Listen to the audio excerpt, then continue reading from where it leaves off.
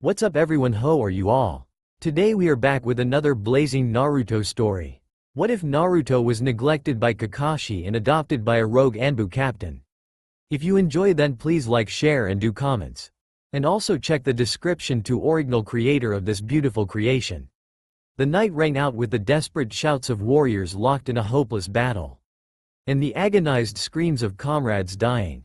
Above the leaf shinobi stood the nine-tailed fox. Its tail swishing about, smashing trees and making craters in the ground around it.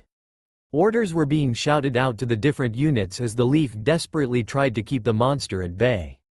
But the QB was proving to be far more than what any of them could deal with. Once more the huge fox raised his head and prepared to send another powerful sound blast straight at the village. The blast smashed through another part of the wall and careened into some close-by shops. The shops were instantly reduced to splintered wood and debris. Another blast took out a number of residents' homes. And what didn't become instant rubble burned and spread the flames of destruction to new areas. While the enraged fox continued to assault the village. In a brave and desperate attempt to stop the demon fox, some of the teams shot enormous fireballs at the demon while others threw kunai with paper bombs attached to them. Still others who knew how to create barriers made them several layers thick to try to at least slow down the attack's speed and strength. None of their efforts were making an impression. QB was getting deeper into the village with his hits without actually moving forward. Kakashi was running through the forest. He had learned that an intruder had infiltrated the leaf and had attacked his sensei's wife and baby. He wanted to help them. He didn't know if he could. He could sense Minato's sensei somewhere over to his right. This was in the same area where the fox was currently at.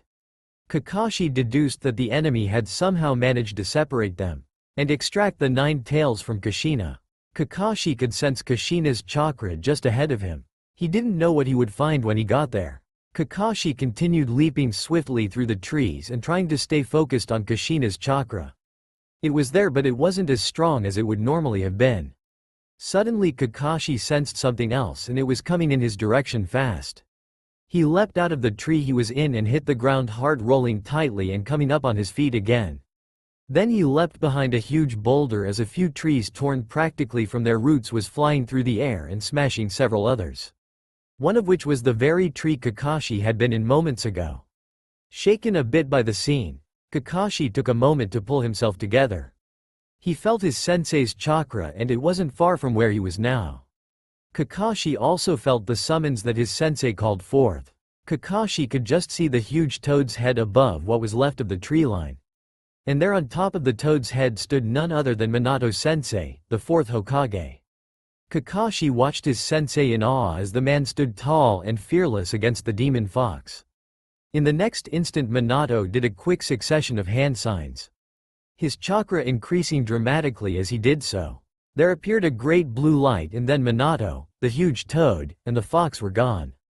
Kakashi stood still for only a few moments more thinking, what was that? Before suddenly, he felt his sensei's chakra and that of the fox again, and this time it was located in the same area as Kushina and the baby. He quickly took to the trees again. Please let me get there in time, he thought as he raced against the wind. It only took 3 or 4 minutes to arrive at the scene, but it felt like hours to Kakashi. Once there he abruptly stopped and stared in horror at what he saw. In the clearing lay 2 figures on the ground. A small infant lying in the arms of his mother was crying. His father lay on his side embracing his little family. Kneeling just behind the fourth Hokage was the third Hokage. He was speaking softly to Minato. 3 ANBU wearing the bear, hawk, and cat masks were in a half-circle guarding the 4 on the ground. Candles that had been meticulously placed around them had burned out. But what caused Kakashi to stand in horror was the sight of blood. Lots of it on the ground and all around both his sensei and Kushina. It was pouring out of both of them, and the third was kneeling in it as he continued to speak to his dying successor. The fox was nowhere to be seen. And Kakashi was afraid of what that could possibly mean.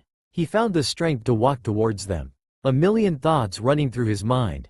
But the most prominent one was the thought of losing the 2 most important people of his young life. Minato was more than the 4th Hokage or even as sensei to Kakashi. He was as a father to him. A father that more than made up for the one that had left him alone and angry. Kushina was a mother that Kakashi had never had before in his life. His birth mother had died in childbirth. So he never knew her, nor had he ever known a mother's love until he met Kushina. Together they had taught him the meaning of love and compassion. They had accepted Kakashi wholeheartedly into their lives, making him a member of their family. And now he was going to lose them both forever. The ANBU were watching Kakashi the moment they sensed him coming. But they remained in place instead of going to meet him and seeing what he was after. The third Hokage had not said anything about anyone else being permitted to be at the scene. So they watched and prepared to advance on Kakashi. The fourth Hokage saw Kakashi walking out from the trees. He immediately spoke to the ANBU and told them to allow Kakashi to come forward. The ANBU stood down and continued to stay on guard. The third looked up as well and smiled a weak smile at the approaching boy. Minato along with Kushina also smiled at Kakashi, and Minato raised himself up so that he was propped up with his right arm still lying on his side. While with his left hand he beckoned encouragingly to Kakashi to come to them. It pained him to have Kakashi see both himself and Kushina in this state. Kakashi had already seen his father dying on the floor of their home in a successful suicide attempt. Then it was Obito dying under a huge boulder. And finally it was Rin who died by leaping in front of an enemy Iwa ninja that Kakashi was about to strike down. Because Rin wanted to end her life so as to not be used by the Iwa ninja to attack the Hidden Leaf village. All the people that were precious to Kakashi, and now he would have to witness the death of Minato and Kushina. The very thought nearly brought tears in Minato's eyes, but he kept them at bay. No, now he needed to be strong for Kakashi. He needed Kakashi to do something that he knew would never be easy. So he would only ask the boy for this favor, this last request. If Kakashi said no, Minato would not hold it against him. And he would let him know this as well. He mentally prepared himself for what he was about to ask. Kakashi walked up to them slowly. Every part of him was aching to just run to them. But deep in his heart he knew that this was it. This was going to be goodbye, and Kakashi was afraid of this. He didn't want to be afraid. Hell, he had seen death so many times now. But it never hurt like it did when it was someone close to him that was dying. And why? Why did he always have to be there to witness their deaths? Why? Kakashi knew he had to pull himself together. There would be time later to sit alone and cry about the unfairness of it all. But right now he knew that his sensei had something he wanted to say to him, and maybe Kushina too. And Kakashi knew that he couldn't fall apart on them now. Whatever they wished of him, whatever they wanted him to do, he would do it for them. No matter what it was that they asked. He wouldn't deny them, for they were his last precious people, and he could not deny them anything. He came and kneeled down beside Kushina. His mask covered up so much of his face. But his one uncovered eye showed what facial expressions could not. The eye was filled with sorrow but also deep determination. Kushina reached out with one hand to caress the side of the boy's face. She was far too weak from blood loss to say anything now. She could barely even see him. But it was the look in his eye that held her gaze. She knew that Kakashi would not deny her husband's request. It was obvious to her. But a tear broke free and streamed down her face as she thought of how unfair it was to ask the child to do what they couldn't do themselves. But nothing could be done to stop this now. Fate had spoken. Minato looked at Kakashi and he gathered a breath, then he began to speak. Kakashi, son, I'm sorry that you had to see Kushina and I like this. But I want you to know that we both love you and will always be by your side wherever you go through this life. I promise we will be there and guide you. At this Kakashi's eye widened. He knew they loved him. He knew he was accepted of them. But still he never could quite get used to it. Kakashi struggled with acceptance. He always thought he was never worthy of anyone's love. Minato continued to speak. We have a request of you. It's selfish on our part. But we couldn't think of anyone else that we would rather take on this responsibility. You don't have to accept this request. Neither Kushina or myself will hold this against you ever. Here Minato sighed and swallowed the lump that was beginning to form in his throat. Then continued, Kushina and I would be honored if you would take Naruto and raise him as your own. There was silence for a moment as the couple along with the third waited for the request and what it implied to sink in. Kakashi's eye, which had gone down to normal size, was now wide again. What, me? But I don't know anything about raising a baby. What if I screw up? They will never forgive me if the baby died or something. Because I didn't know what to do. No, he thought calmly. I can do this for them. I will do this for them. They need me now and so does Naruto. It isn't about just me anymore. Minato watched as a stream of emotions shot through the boy's eye. Shock, surprise, fear, doubt, and then determination and resolve. But before Kakashi could speak, Minato once again placed his hand up to stop Kakashi from speaking just yet. He had more he needed to say and time was running out. Kakashi, before you give me your answer, I want you to fully understand what this means. The tone was now serious as well as his look, and Kakashi nodded in acknowledgement for him to continue. I would love for the village to acknowledge our son as a hero. The Nine Tails has been successfully stopped because of Naruto. But neither I nor Kushina or the third are this naive. The village will most likely hate Naruto. And they will persecute him and treat him like trash. In their narrow-minded minds they will see Naruto as the demon and not his jailer. Kakashi closed his eye and lowered his head a bit. He understood persecution. He has been living with it for a long time. He knew of the glares. The hateful words that were bitterly and heatedly spoken against him. He knew of being separated from other people's company. He knew of the humiliation of being spit on and having people throw things at him. He also knew of the isolation that came with being labeled an outcast. Yes, he knew, but he would never let the villagers deter him. Kakashi moved on in life. Because of his few precious people. And he would make damn sure that Naruto would move on as well. He looked back up and with determination speaking through him. I understand, sensei, and I promise you and Kushina right here and now that I will not falter and break. I will not leave Naruto without a precious person of his own. I accept the baby and the responsibility that comes with him. I will love and cherish him as my own. Minato and Kushina smiled at him. Kushina stroked Kakashi's face one last time, before she brought her hand back down and with her husband's help, lifted the baby up and offered Naruto to Kakashi. Kakashi reached out without hesitation or trembling and gently took the baby into his arms, being careful to support the baby's head as he brought the infant up against his chest. Naruto's crying had ended some time ago when Kakashi had arrived. Now the infant snuggled closer to Kakashi while a tiny yawn came from his mouth. The new person was warm and their breathing was smooth and even. Little Naruto felt safe now and soon fell asleep. Kushina looked at the two of them with tears streaming down her face as she smiled. She had wanted to be able to teach Naruto so many things. She wanted to be able to guide Kakashi, helping him to farther adapt and move on in life. Maybe help find him a significant other one day. She wanted to watch both her boys grow up. But now they would have only each other and the promise from the third. He would watch over them and see that they had everything they needed. Minato also watched Kakashi and wondered if this was the right choice. He didn't want to burden Kakashi. The boy was only 14 years old. He was still a child himself. But the third could not take on Naruto himself. The village would have been in an uproar, and would accuse the third Hokage as being under the influence of the fox demon. They would oust him without a second thought, and then who would look after the two boys? Of all the people that they knew, Minato knew he couldn't burden some of them. Others weren't trustworthy enough with an infant, let alone one that had a demon sealed in him. Lastly, some of the people they knew, although they would have the compassion and understanding to raise the child, they didn't have the necessary shinobi skills needed to protect an infant like Naruto. And Minato had no illusions that everything would go smoothly. He knew people would attack not only Naruto but whoever it was that decided to take in Naruto.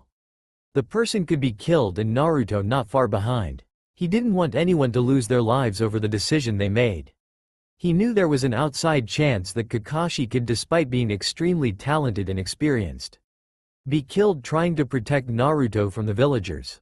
It wasn't outside the realm of possibility, but Kakashi was the best choice they had.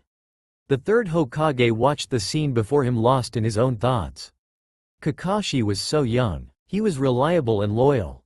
He was so mature for his age in the way he thought and acted, which always made people, including himself, forget that Kakashi is just a child. But a child he is, and this may be too much of a burden for him to handle. Yet looking in Kakashi's eye and his posture as he held the baby, the third knew that Kakashi will not give up on what he has now taken on as his responsibility. The boy will honor the request he has made to his sensei and his wife. No matter what happens now, Kakashi was determined to see this all the way through. The third internally sighed. He would keep his own promise that he made to the fourth and his wife. He would make sure that they had everything they needed. He would also make sure that there were people who could help teach Kakashi how to take care of an infant's needs. The path that Kakashi has chosen won't be easy. But the third was just as determined to be there for them whenever they needed him. Kushina suddenly gasped and then closed her eyes. Her breathing slowed and then stopped altogether. Her head turned slightly towards Minato. A small sad smile permanently froze into her face. Minato, now too weak to hold himself up, slightly collapsed back down on his side. His left arm was wrapped around Kushina. His right arm pinned to the ground under his side. The light was slowly beginning to fade from his eyes as he watched Kakashi and Naruto. His children. He used the last of his strength to speak one final thought. Love each other as you are now family. Protect each other and forgive each other when you have a fight. Don't isolate yourselves when people choose to show you kindness and friendship. We love you both and we always be with you. The words grew softer and softer until they were merely whispered. And then no more. Minato's eyes dimmed and then closed. The rise and fall of his chest stopped, and with that the fourth Hokage and sensei was gone along with his wife. Leaving behind a 14-year-old boy, with a newborn not even an hour old, alone. Alone against a cruel and uncaring world. Kakashi stood holding Naruto, who was still asleep, in his arms. They were now in their apartment, having left with the Hokage to return to the village. Sarutobi sat on the couch with his arms bent at the elbows. Each one was resting on his thighs as his head rested face down in the palms of his hands. Kakashi didn't know what to say to the Hokage. His mind was still reeling from losing his next to last of his precious people. He would have probably still been at the site of Minato's and Kushina's deaths if it wasn't for the urgency of the Hokage's voice telling him that they needed to get back to the village and to Kakashi's apartment as quickly as possible. The ANBU guard were left behind with instructions to have the bodies of the fourth Hokage and his wife to be taken to the morgue. If the morgue was still there. They didn't know how extensive the damage was to the village, but they knew it was bad. Kakashi was shocked that his apartment building was still standing. So here they were, one sitting, one standing, and both feeling overwhelmed. Sarutobi finally looked up at the young shinobi and sighed deeply. This is a time for action, not reflection, he thought. Kakashi, the third, spoke tiredly. Hi, Hokage-sama. Kakashi stood up straighter now. I want you to remain here in your apartment for the time being. It wouldn't do to be out with Naruto just yet. I will have supplies sent here immediately. Enough supplies to last for a little while. How long, sir? Only for a month. I am going to set you and Naruto up in a safe house in the outskirts of the Leaf.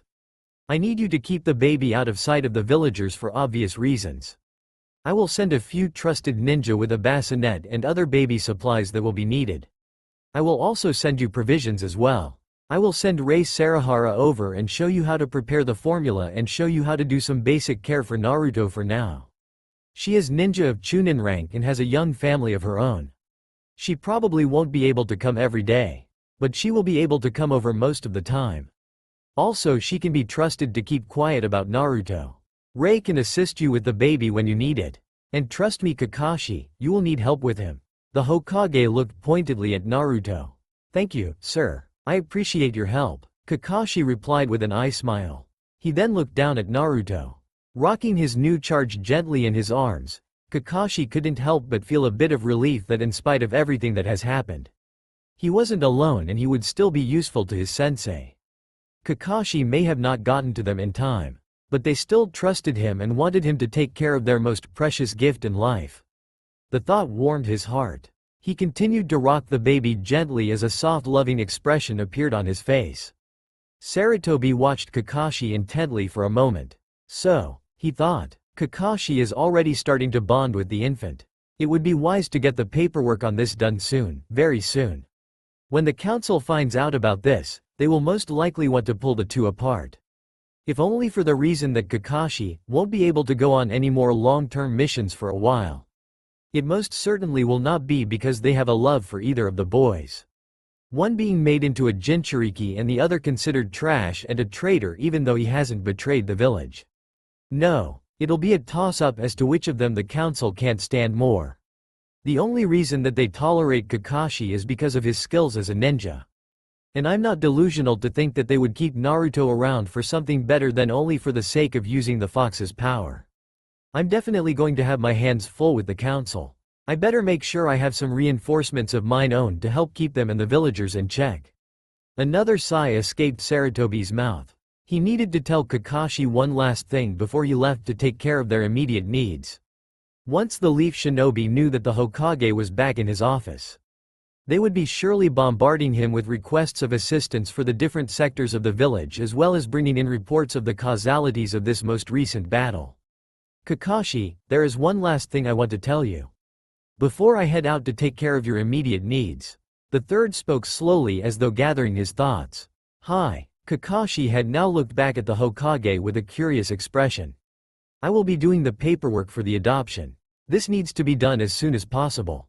I fear the council will give us hell over this as it is. So, I must ask you, how do you want the boy to be called? The third looked intently at the young shinobi waiting for his response. Kakashi though tilted his head to the side slightly with confusion. How he is to be called? His name is Naruto. Kakashi now looking like the Hokage must have been drunk or something. He was at the site wasn't he? He heard his sensei say the infant's name. No, I mean, do you want Naruto to be named after your surname of Hitaki or? The third stopped there still looking intently at the boy.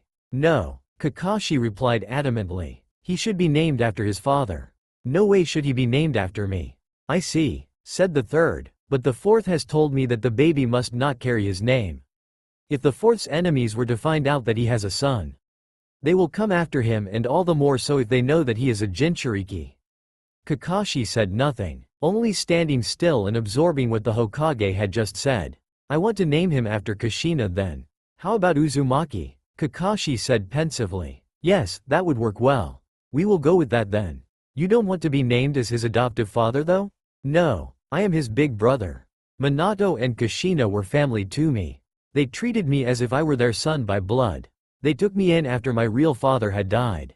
You heard sensei, sir. He called me his son. I will be acknowledged as Naruto's big brother. Kakashi was clutching Naruto closely to his chest as he spoke. Sarutobi could see the determination that brimmed from Kakashi's one uncovered eye. He knew that the boy's mind was made up and trying to change that wouldn't happen. But if he was honest with himself, Sarutobi knew this was for the best. Sarutobi thought back to a conversation that he had with Minato and Kushina at their home around 2 years ago. At that time, Minato hadn't been named the next Hokage yet. The third had been asked to stop by when he had time as they wanted to discuss with him an important matter. Sarutobi couldn't fathom what it was about, but hurried over to their place as soon as he finished his duties for the day. What they wanted to discuss mildly shocked him. Minato and Kushina wanted to adopt Kakashi as their own.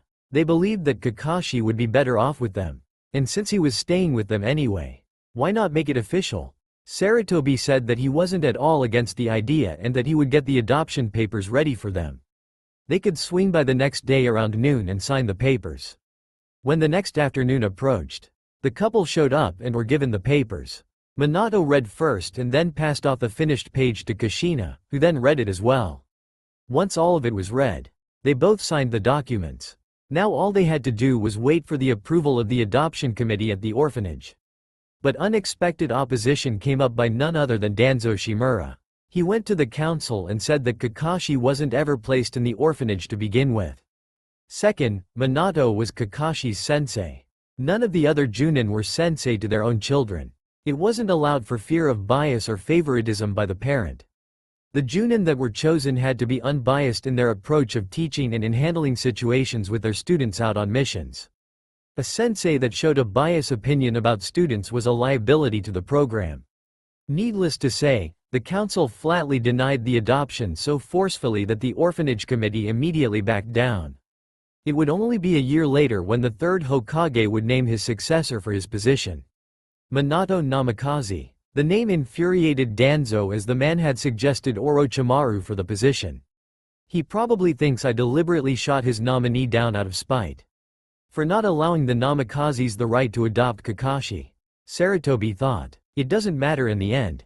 I couldn't choose Orochimaru because of his lust for power and sinister intentions. Neither of those things would do the village any good. Sarutobi broke from his deep reflection when he heard a contented cooing sound coming from Naruto. Sarutobi couldn't help but smile for a moment looking at the two boys. Then his face returned to a more serious expression. Now Saratobi had to make a decision about the future of both boys. He sighed deeply as he looked at Kakashi's adamant face staring back at him. So, the boy wants to be big brother, eh? Well, it would have been nice if it could have been done the way Minato and Kushina had wanted it. The boys would have been legally made brothers. But it doesn't matter now. I'll get the necessary paperwork done for guardianship. This is the best I can do for them. A pensive Saratobi thought. Kakashi, I will get the paperwork for guardianship done this evening. I will have someone bring them to you tomorrow for signing around noon. Thank you, Hokage-sama. A grateful Kakashi replied. Now I should be going. The sooner I do, the sooner you will have everything you will need. Plus, the right to be guardian and big brother to little Naruto there. A small smile made its way to the third's face as he spoke. Kakashi's eye smiled back and faster than he could open his eye again. The third had teleported back to his office. Kakashi walked over to the couch and sat down with his little brother. I can hardly believe that this really happening, sensei. He thought, but as I promised you, I will take good care of your son and my little brother. It only took 30 minutes for the first of the promised supplies to start arriving at Kakashi's apartment. The ninja that came brought with them bags of formula and diapers for Naruto, while others brought Kakashi groceries and toiletries. It was an hour later before more ninja showed up with the baby furniture cleverly hidden in scrolls for easy transport. The villagers didn't need to know what was going on at Kakashi's apartment, though most of the villagers wouldn't have cared at the moment. Still, the ones that shared the apartment building with Kakashi was another matter. Since the attack only hours ago, people have been trying to deal with their grief and salvage their lives from the brutal assault. They were angry and wanted to lash out, but since the culprit of their misery was long gone now, they were trying to channel their anger in more constructive ways. The village was heavily damaged in the attack. Some of the residential areas where civilians lived were the hardest hit. Over 600 civilians lost their lives. Entire neighborhood blocks were wiped out, either from direct hits or from the aftermath of fires breaking out. The second worst hit area was in the shopping district in the east end of the village, along with several restaurants were lost. The village wall along the east end of the village was smashed flat from the gates to over 1,000 feet to the right of them. The Hokage Tower and the hospital were untouched, as well as most of the clan's residents, which are in the west end of the village. It will take weeks of rebuilding to get the village back to normal. There were so many dead bodies scattered everywhere. Most were simply placed in large holes several feet deep. Several bodies to a hole. The holes were covered over with dirt again, while grave markers for each of the dead would be placed in the cemetery later. For now, it was imperative to remove the dead before disease began to spread through the village, which would cause a far worse disaster than had the Nine Tails had. Emergency tents for temporary homes were set up for those who lacked them. Also, emergency medical units were set up as well to help with treating mildly injured patients. The more severely injured were rushed straight to the hospital. Meanwhile, rebuilding of the village began immediately. The team of leaders responsible began by splitting into 3 teams. Team 1 would tackle the residential areas. Team 2 would bring the shopping area back. And Team 3 would take on the wall and gates of the eastern end. The Hokage wasted no time to send a messenger hawk to the head of the Fire Nation, the daimyo, to request assistance. The daimyo had sent a reply 10 days later. In the message, the daimyo told the third Hokage that help was being sent from all over the Fire Nation. Everything that the Hokage had requested was granted generously to the Leaf Village. The first wave of relief came a mere 2 days after receiving the daimyo's letter, as the closest villages began by sending in large amounts of food and medical supplies.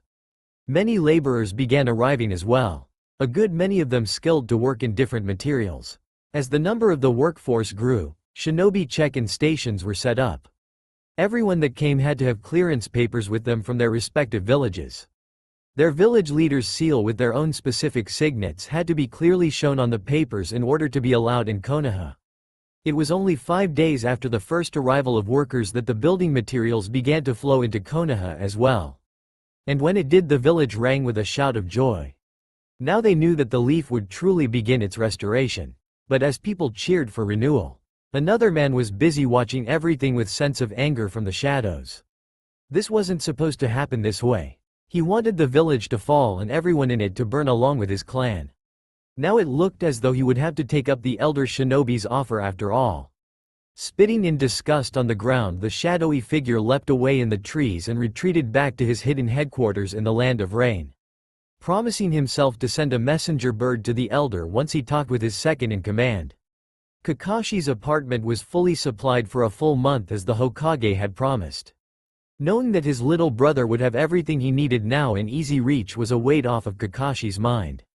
The papers for guardianship had been brought and Kakashi had signed them and returned them via Pakun, his trusty little pug. They were now officially a family. Though the council was still not pleased about it, they couldn't do anything about now.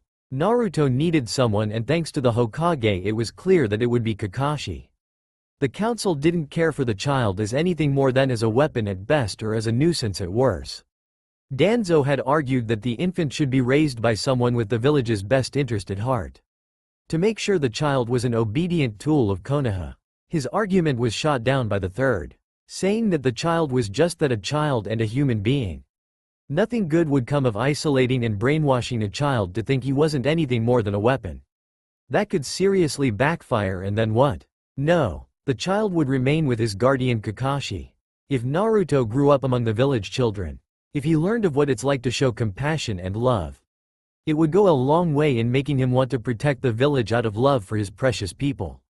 The will of fire would be ignited in the boy, rather than have nothing to ground him at all and just trust that he won't someday want to know why he was treated as an object, and then blow up on them later, having a repeat of the first Kyuubi incident.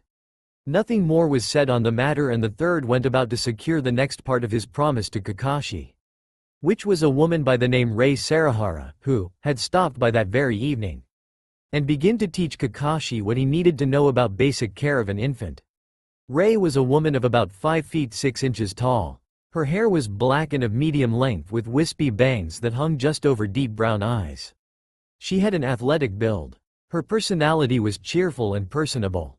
Though Kakashi found people difficult to personally be around, Rei was pleasant and easygoing. She was patient in teaching and answering questions Kakashi had. When they had fed Naruto and changed his diaper, she promised she would come every other day to check on them and give Kakashi a break, so he could get out for a few hours to stretch his muscles and relax a bit.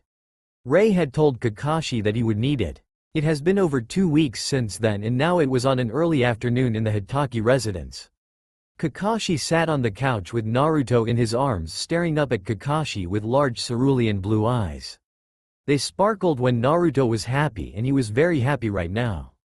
He was busy feeding from the bottle Kakashi held in his hand, while Kakashi's left arm was wrapped underneath Naruto, his head resting in the crook of Kakashi's arm. Kakashi began talking to Naruto as he nursed. All the while a small smile was showing on the infant's face as the bottle moved slightly as he fed. "Well, little brother, I think you and I will be moving from this little apartment soon. In 2 weeks from now we will have a house with a backyard.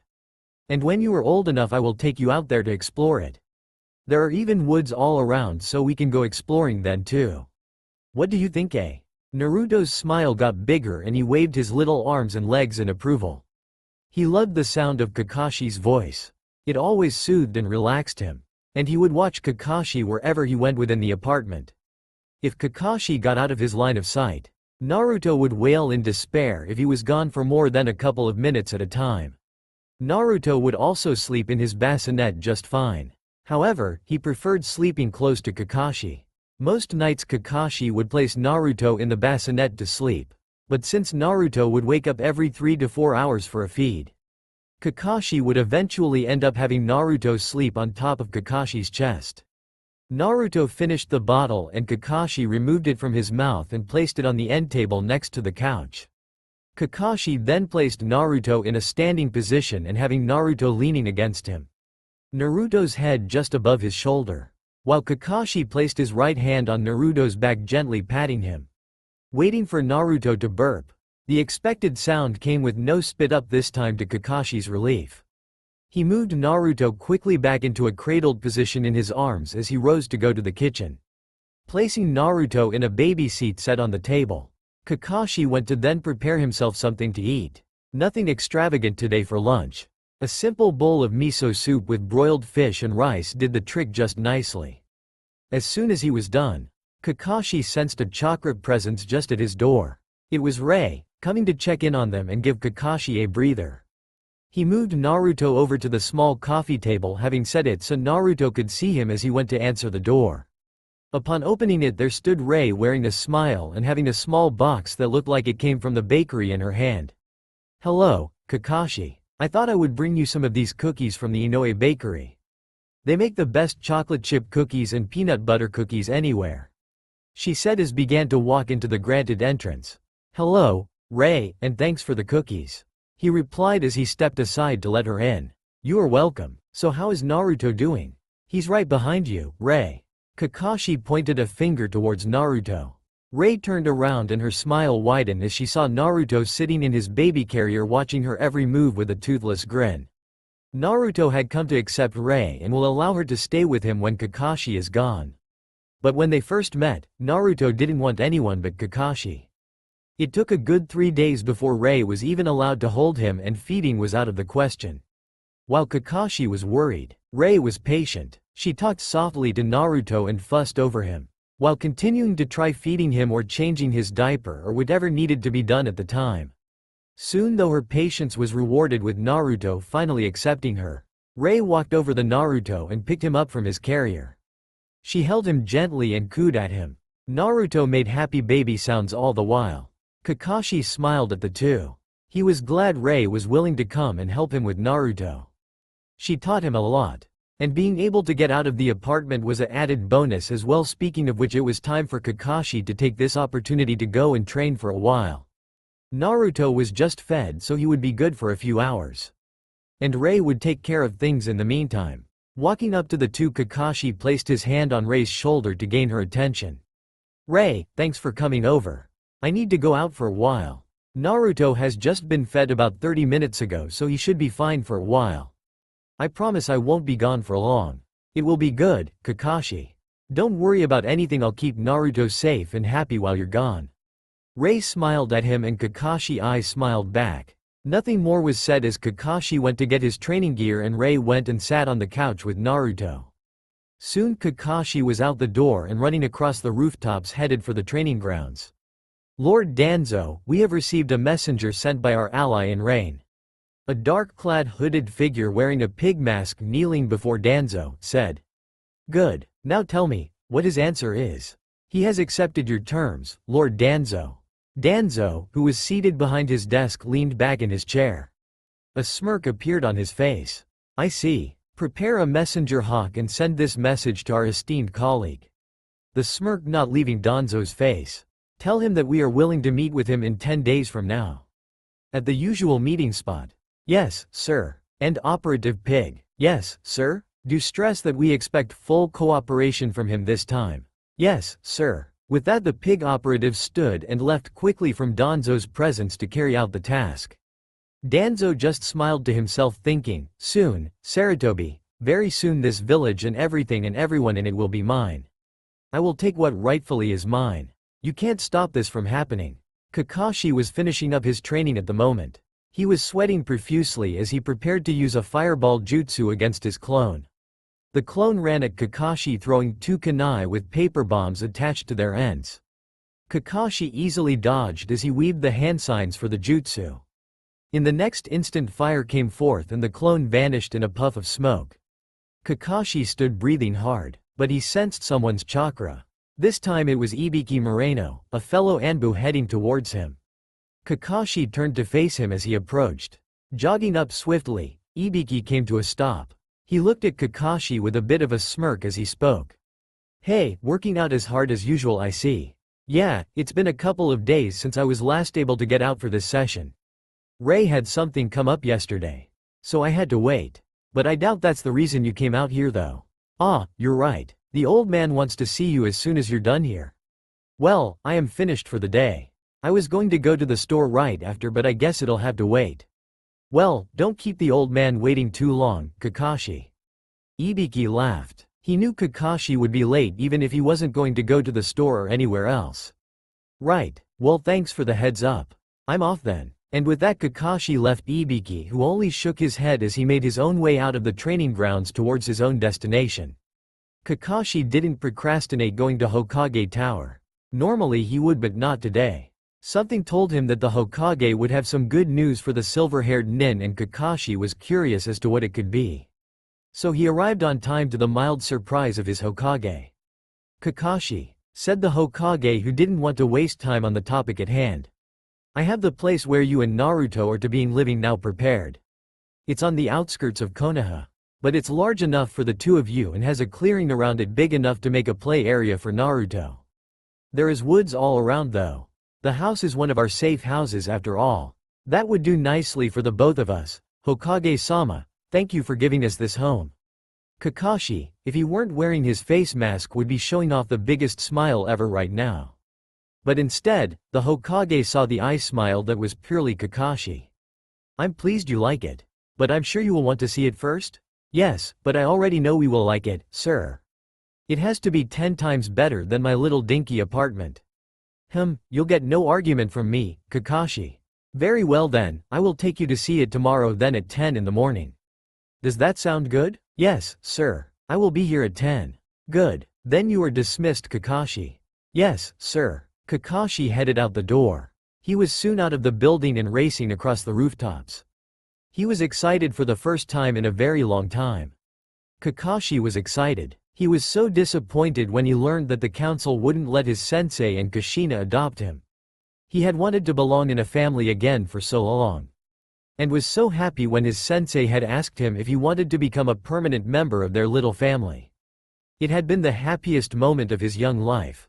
Only to be shot down by the council. Kakashi didn't cry that afternoon when he learned the news. But inwardly he cried for a while over it. But now there was new hope. Naruto and he would be a family. Kakashi picked up his pace as he headed back to his apartment. The sun was beginning to set and Kakashi couldn't help but smile as he thought about the new house. "I can hardly wait to see it," he thought. "Soon Naruto and I will have a house to live in and maybe a new beginning for both of us." True to his word, the Hokage had taken Kakashi the next day to see the new home. It was everything that Kakashi and Naruto would need. It was a 2-story frame house that contained a living room of medium size, a kitchen with a breakfast nook, a study or playroom, bathroom, and in the back of the house was a laundry room with back door leading to the yard. The second floor contained 3 bedrooms, one of which had its own bathroom attached. While the other 2 bedrooms had to share a bathroom, the third had finished giving Kakashi the tour of the house. They stood on the back porch and discussed further plans for moving. When they finished their discussion, they both went about to carry on with their day. The third returned to the tower and to his office, immediately setting himself to work on some shinobi assignments that needed to be approved and sent to the mission's office. While Kakashi returned home to his apartment to begin packing up Naruto's and his belongings for the move. Rei was there, of course, as she watched over Naruto so Kakashi could concentrate on packing. Only shinobi that were handpicked by the Hokage were given the task of hauling the furniture that was needed for the house. No civilians were involved in the move. The Hokage couldn't risk it. And even with shinobi, he had chosen carefully. They may be loyal to him, but that didn't mean he would trust them completely. He knew that they didn't like Kakashi, while they tolerated him enough to work with him on missions as professionals. He knew he couldn't trust their behavior beyond that. And with Naruto being made the Jinchuriki, which went without saying that the possibility existed for open hostility towards the child. Therefore, he gave them strict orders to be done and out of the house by 2 o'clock that afternoon. While Kakashi was told not to show up with Naruto until after that time. If the shinobi involved saw who exactly it was that was moving into the house, there could be trouble that would soon follow. So it was well after 3 before Kakashi showed up with Naruto in a cloth carrier strapped to his chest. And 2 garbage bags, one in each hand, that was filled with their clothes inside. Rei was walking along with him, also carrying a couple of bags with her for the 2 males. They reached the house without trouble, and wasted no time getting in. The bags were placed on the couch and Kakashi then led Rei on a tour of the house before they got Naruto and himself settled in. Rei told Kakashi that she would be back in 2 days' time. If they needed anything or had emergency to send one of the ninkin to get her. And with that Rei left. Kakashi took Naruto over to the couch so he could give him a bottle. Naruto was looking at Kakashi from his place from close up against Kakashi's chest. He smiled up at Kakashi and managed to have a hold of Kakashi's shirt with one tiny fist. "Hey, little man, you can let go of your brother's shirt now." Kakashi couldn't help but let out a small chuckle at his little brother's antics. Naruto let go of Kakashi only after Kakashi had unstrapped the baby carrier from himself and gently pulling Naruto out of the cloth and straps that held him to his big brother. Naruto still had a fist tightly grasping Kakashi's shirt though. Kakashi sighed. "You can't have your bottle if you're clinging to me. You want to eat, don't you, Naruto?"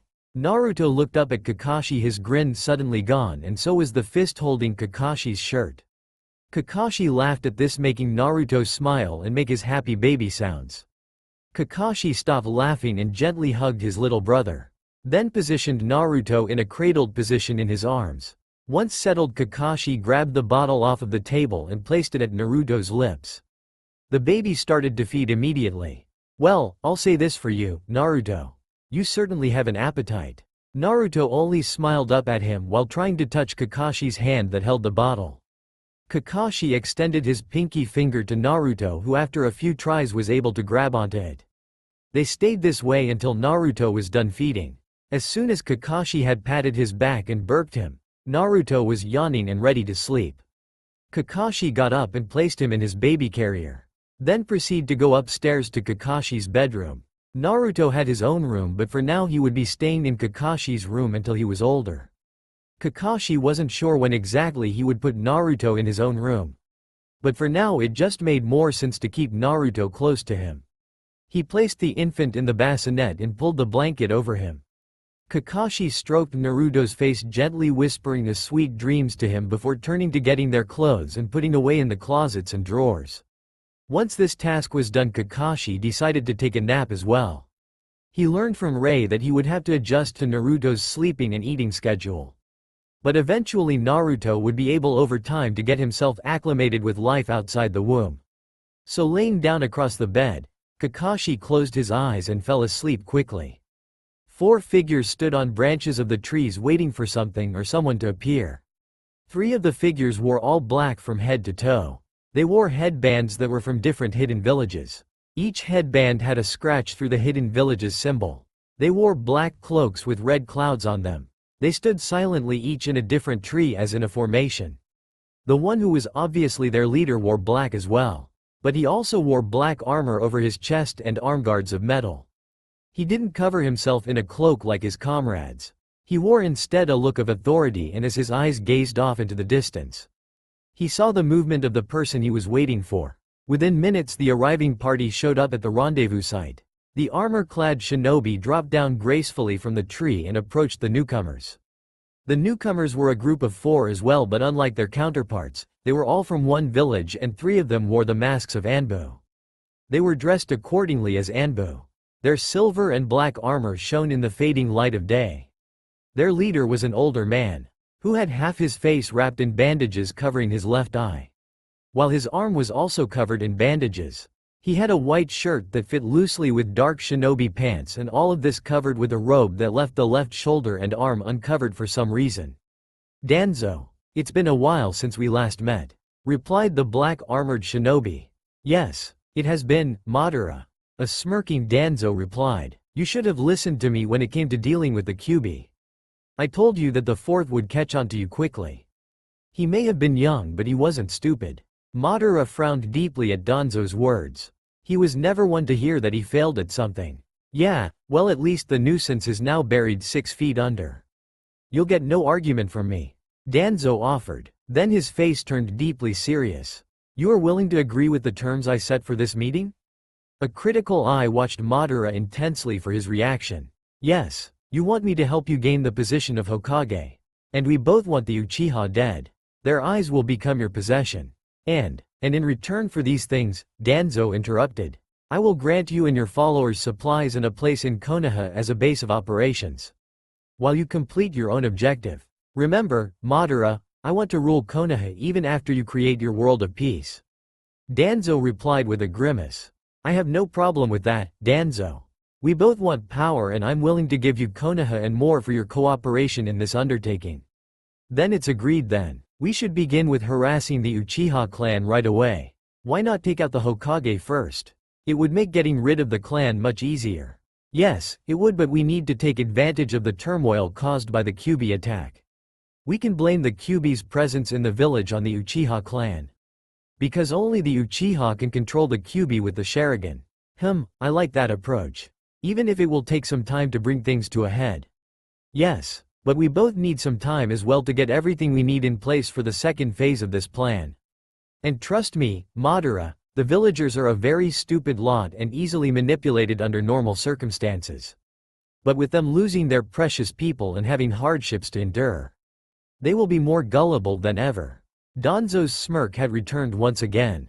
And Madara smirked as well. Very well then, Madara said. I doubt that you will need us for the task of manipulating the villagers. However, do you need us to help with anything else within the village? Yes, when the time comes I will need your organization to send in troops to help Root take out the Uchiha. As well as bring the village under martial law. Until I have the key people in places throughout the governing structure of Konoha. Your organization will be vital in helping us against rebellious shinobi and civilians who refuse my regime. In the meantime, just prepare and wait for us. Alright, please keep us informed as to your status in the meantime. I will, but now we should all leave for now. I will send a messenger to you every 3 weeks. The men shook hands on their deal and departed from each other. Each taking his team back to their headquarters. As Danzo moved swiftly away and back into the trees towards the Leaf Village. His entourage followed silently along, each member deep in his own thoughts. They continued this way for more than 20 minutes before the ANBU operative wearing the bird mask decided he needed clarification of some things. So he moved up alongside of his master and spoke. Lord Danzo, may I have permission to speak? Danzo looked at his subordinate and nodded. Are you going to let Madara gain all that he desires? If he gets what he wants it won't do Konoha any good or you sir. Yes, I'm well aware of what you're saying, Bird. But rest assured I have no intention of letting that traitor gain more than necessary. I fully intend to end his miserable existence as soon as everything I need him for has been accomplished. I see, sir. It goes without saying then that we will support you to our fullest abilities. I'm counting on that, operative Bird. Nothing more was said. The ANBU slipped back into formation and all 4 continued on their way back to the Leaf. 6 months has passed since the treacherous meeting between 2 evil ambitious men had taken place. And in that time the village was well on its way to recovery. The walls had been completely restored with both of the eastern gates being put back in place within it. The civilian residents' homes were also replaced. The eastern shopping district was nearly complete now. Only a few more restaurants and a few novelty shops remained and the wooded framework for those were already set up. But as the village itself was healing, the villagers were another matter. Rumors were circulating that the esteemed Uchiha clan might have been responsible for letting the Kyuubi attack the village. No one knew why this might have been so. And no one who had heard the rumors had the guts to confront the Uchiha about it. While some thought that the rumors were just that and ignored them. Others were having doubts about the clan. Many people were still very angry over the attack and wanted their justifiable vengeance. But mostly they wanted to take it out on the demon child. Kakashi had need of a few things for his meals as well as some more formula and baby food for Naruto. Naruto was now 6 months old and even though he still needed his bottle. Rei had told Kakashi that soft foods could now be given to Naruto. So now Kakashi was headed to the market for the groceries they need. Before entering the village, Kakashi would always change into a different person. He chose dark brown hair that was short and spiky with brown eyes. His skin was lightly tanned with no blemishes or scars. His outfit would be a short red yukata with dark gray full-length pants. This was a common look in the Leaf so most people never bothered to give Kakashi a second look. Once the henge was complete, Kakashi would then leap out of the tree he was in and begin to walk out in the clearing and into the village. Once in the village, Kakashi would go about his business without harassment. And sometimes he would pick up useful information about how the village was feeling about certain things that happened recently. Right now as he walked towards the produce stands that were set up along both sides of the street by village farmers.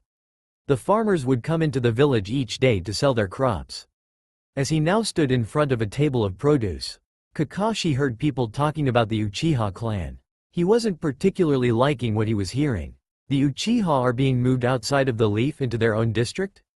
He thought as he stood looking at the broccoli that he was going to purchase. If the Uchiha are being segregated, then it means they will be kept under surveillance by ANBU. It also means that there is some truth to the rumors. But what is exactly the truth of the matter? Somehow I have a hard time believing the Uchiha would do this even if they had a reason. There's something more to this than what is known. I need to see the Hokage now. Kakashi left without the broccoli and headed for Hokage Tower. There's only one person he trusted to tell him the truth. Arriving at the tower, Kakashi decided to head to the side of the building. Then placing chakra in his feet, Kakashi walked straight up the side of it. Once he had gotten to the desired height, Kakashi made his way onto the ledge and walked along it. When he neared the specific window of a particular office that he wanted, he peered inside to see if its occupant was there and alone. Kakashi dropped the hinge immediately upon seeing the Hokage was indeed alone. He made to tap on the glass but was stopped by the Hokage's voice. "Come on in, Kakashi. I was expecting to see you soon." The Hokage was facing the window while seated in his chair. However, he wasn't looking out the window, but rather was busy reading a scroll in his hands. Kakashi did as told and hopped inside the third's office. Coming to stand in front of the third's desk, he didn't waste time with his inquiry. "Hokage-sama, I've heard something out on the streets today." "Oh?" The third turned his chair to face Kakashi while placing the scroll down on the desk, his face showing a knowing look. "I think I know what that is, but please tell me, Kakashi." "Hi. The word on the street is that the Uchiha are being segregated to their own district on the outskirts of Konoha." "Yes, the rumor is true, although it's hardly a rumor at this point. The site has been chosen for the move and all that is left now is to build the compound that the Uchiha will be living in." "But why? Why are they being moved at all?" a slightly anxious Kakashi asked. Something was nagging at him that separating the Uchiha from the village wasn't a good idea. Though he couldn't say why. Because some people have become quite uncomfortable with them. They believe that the Uchiha are responsible for the Kyuubi attack by use of their Sharingan. But that doesn't even make sense. Why would they use the Kyuubi to attack their own home? This village is just as much theirs as ours. Trust me, Kakashi, it doesn't make sense to me either. But for now it would be best for the Uchiha to have their own district. I am permitting Fugaku Uchiha to preside over the compound's construction. I also will allow them to set up their own businesses within the district. The villagers may go and shop there as they would in any other district of the village. And those who do not don't have to, of course. I see. But there may be troublemakers that will use that to their advantage. I'm quite aware of that possibility. The Uchiha police will be watching over the district. Yes, and the ANBU will be in the shadows doing the same but to the Uchiha. Kakashi said somberly, while the third grimaced. Yes, Kakashi, I'm afraid that this is true also. I will keep the number of ANBU down, and order them only to observe but not get involved unless there is valid reason for doing so. Mostly I want them to just do surveillance and that's all. This is because of the council, isn't it? You are sharp, Kakashi. Yes, the council has a part in it. I can't help that there is something more going on here. But it's difficult to get a grasp on it. Kakashi, I may have need of your services soon. Then the third remembered Naruto, and decided to ask of the child's welfare. Naruto, he is 6 months old now, isn't he? Yes, he is, sir. He is a lively and happy baby. I'm so proud to be his big brother.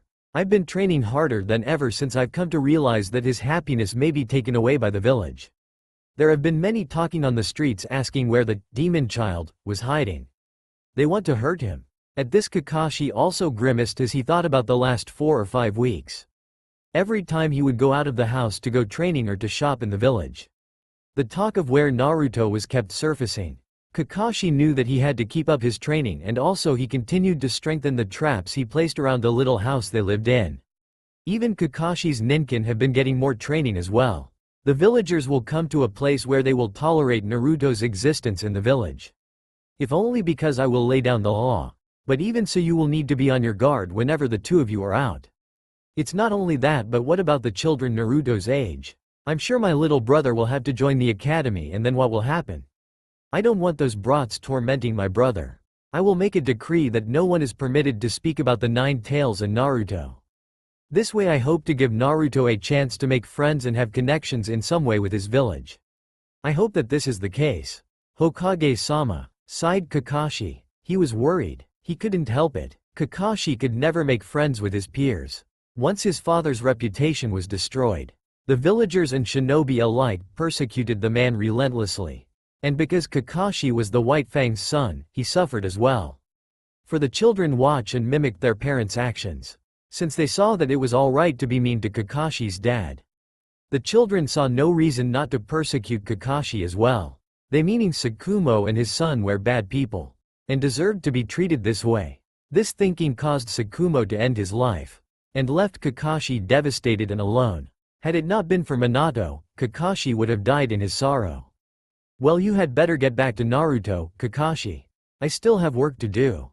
But I will contact you when I'm ready for you to help me with the Uchiha matter.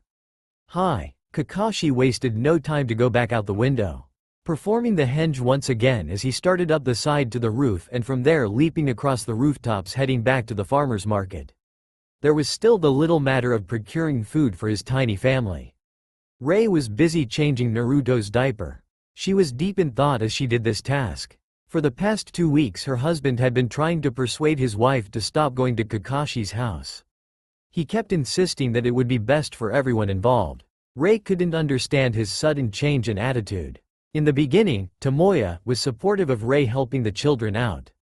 He loved children and was a wonderful father to his own 3 children. She remembered him being so adamant about supporting Kakashi and Naruto. They are children of this village, he had said. Despite what the circumstances are, they need support from the adults of this village. So why, Rei thought, why this sudden lack of interest and support now? And as Rei continued to dwell on the subject, she heard footsteps on the front porch. And apparently the baby knew of who it was at that. For Naruto had immediately began making his happy sounds and waving his little arms and kicking his legs about as he always did whenever Kakashi was near. Rei would receive a similar reception but never as enthusiastically as Kakashi would get. Rei smiled at the baby and finished his change and got up carrying Naruto in her arms as she went to greet Kakashi. Kakashi could hear Naruto as he came up the front steps of the porch. He smiled as the thought of what Naruto would be doing right about now. He didn't understand how the baby always knew when he was about to come home. But Naruto always did, and he always grew excited raising his arms wanting Kakashi to pick him up as soon as he saw him. Kakashi opened the door and walked in only to see Rei was holding Naruto at her side. Naruto sitting on her hip, while Rei's arm was wrapped securely around the little guy. "Welcome home," replied Rei happily. "Thank you, Rei." "Hi Naruto, were you a good baby for Rei?" Naruto was nodding his head quickly and then started to reach out with both arms wanting to go to Kakashi. "Here, place the bags on the floor. And I will give you Naruto, and then I'll grab the bags." "Thanks," Kakashi replied as he placed the bags down and reached for his little brother. As soon as Naruto was in Kakashi's arms, he placed his head on Kakashi's shoulder. Kakashi had placed Naruto the same way as Rei had done, having Naruto sitting on his hip. Both of Kakashi's arms were securely wrapped around Naruto. They all headed for the kitchen. Once there, Rei took it upon herself to put the food away as Kakashi sat at the table facing away from it so Naruto could now sit on his lap. But it didn't take long before Naruto wanted to stand up. He was using Kakashi's shirt as a means to pull himself up. At the same time, Naruto was trying to get his legs under him so he could stand. Kakashi, seeing what Naruto wanted, helped by grabbing underneath Naruto's arms and lifting him into a standing position. Naruto immediately straightened out his legs and stood in Kakashi's lap. "Hey, little man, what are you doing, huh?" Kakashi asked as he leaned in, touching his forehead against Naruto's. Naruto reached up with both hands and caressed Kakashi's face. But the mask made for a strange feel to his little hands and he tried then to grab and pull down Kakashi's mask. Kakashi reached up to stop Naruto, while patiently saying to the child, "Wait, Naruto, I'll take it off soon. I promise." Kakashi always took his mask off when at home, and Naruto liked it when the mask was off. He didn't like Kakashi hiding his face. Naruto placed his arms around Kakashi's neck and laid his head back on Kakashi's shoulder. "Ha ha ha, he is really cute," replied Rei, as she had just turned back to them after filling the cupboards with the remainder of the items from shopping. "Yeah, he is," Kakashi said adoringly, but then turned and looked at Rei with a thoughtful expression. "Rei, have you heard anything about Naruto on the streets?" "Rei, took on a pensive look as she tried to remember if anyone she had been around said anything about the baby. No, now that you mention it. I haven't heard anything for a while now. That's weird. I guess people are too busy gossiping about the Uchiha right now to care much. Maybe. Anyway, thanks for watching Naruto for me, Rei. You're always welcome. Rei smiled warmly at Kakashi. Well, I better get going. You two are going to be okay for the night, right? Yeah, we'll be fine. Have a good evening, Rei. You too. And with that, Rei grabbed her messenger bag and headed for the door. As soon as she was out the door and off the porch, Kakashi went and checked the door to make sure it was locked. And as promised, he pulled his mask down under his chin. Naruto was happy to finally see his big brother's face. He hated Peekaboo after all. Rei's return over a day later made Kakashi suspicious of her. Not since they first met had Kakashi felt like he needed to be on his guard. Back then it was invalid, but today it was another story. Something was up with her, he knew. But he didn't know if that was something that had to do with them or if she was having difficulties at home or with perhaps a neighbor. He wasn't sure, and he didn't want to trigger her if this was something that had to do with Naruto and himself. She was smiling at them, but her smile was off. She was upset but trying to hide it and was overcompensating for everything she said or did. When Kakashi asked what was wrong, Rei said that it was nothing to do with him or Naruto. She just had an argument with her husband over how their oldest child should be trained. He would soon be going to the academy, and her husband wanted the boy to learn a few simple things now so he would have a head start on the other kids. She said that it could wait till the boy was in the academy. Instead, they should just let him play and be just a child, before he has to study and apply himself nearly all the time to training. The reason she had given him sounded like it was the truth. But Kakashi's gut instincts weren't buying it. Whatever it was, Kakashi decided that he would go and train like he had planned to do. However, the plan would be modified. He would leave a couple of his ninkin behind to keep an eye on Rei and Naruto. He told her that 2 of his dogs weren't well and that they are staying at the house, but not to worry, that they wouldn't be underfoot and are well trained. Rei seemed okay with this, and Kakashi went out the door for his training. He stayed close by though. Yuhei and Garuko stayed behind at the house and watched Rei carefully. They made sure not be obvious about it though. They didn't want to spook their target. Kakashi had told them that something was going to happen. Rei was not to be trusted and to stay close to Naruto. Outside were the rest of his pack. They took up positions in the perimeter to keep watch as well. Nothing happened for the first 30 minutes that Rei had arrived. But soon the dogs outside sensed chakra and the scent of men, and they were headed for the house. Inside the house, Rei had just finished feeding Naruto and was preparing to put him on the couch next to her for a nap.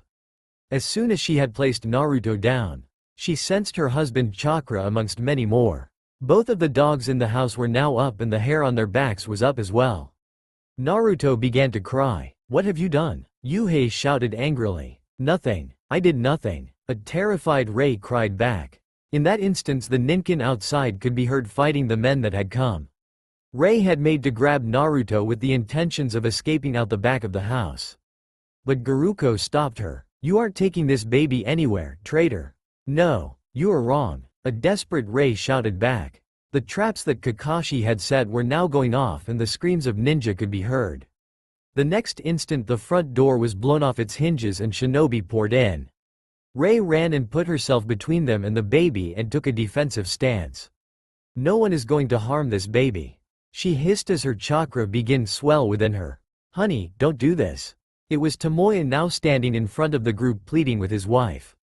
"Don't you see this is for the best? This child will only bring harm to us all if we allow it to live." "You're a fine one to talk, Tomoya. What happened to these children need the support of the adults of this village, huh?" Rei all but screamed out at her husband. She was angry and ashamed. She didn't see that it would come to this, and now that it had, she couldn't stop kicking herself for letting this happen. "Please, hun, understand." Tomoya made a move towards his wife in a placating gesture, and while Rei was distracted, 2 more ninja came from the back of the house. Garuko and Yuhei attacked them instantly. Tomoya went for his wife, and 3 others went and grabbed Naruto and was out the door while Rei's husband and the remaining 3 men attacked her. Kakashi was practicing his Chidori when Pakun showed up. One look at him and Kakashi was off in an instant. He was only a half-mile away from home, and he covered the distance in no time. Yuhei came out the door. Blood was matted in his fur as the dog ran up quickly and shouted for Kakashi to head for the training ground number 5. Kakashi never stopped but continued towards the grounds. Pakun was right with him.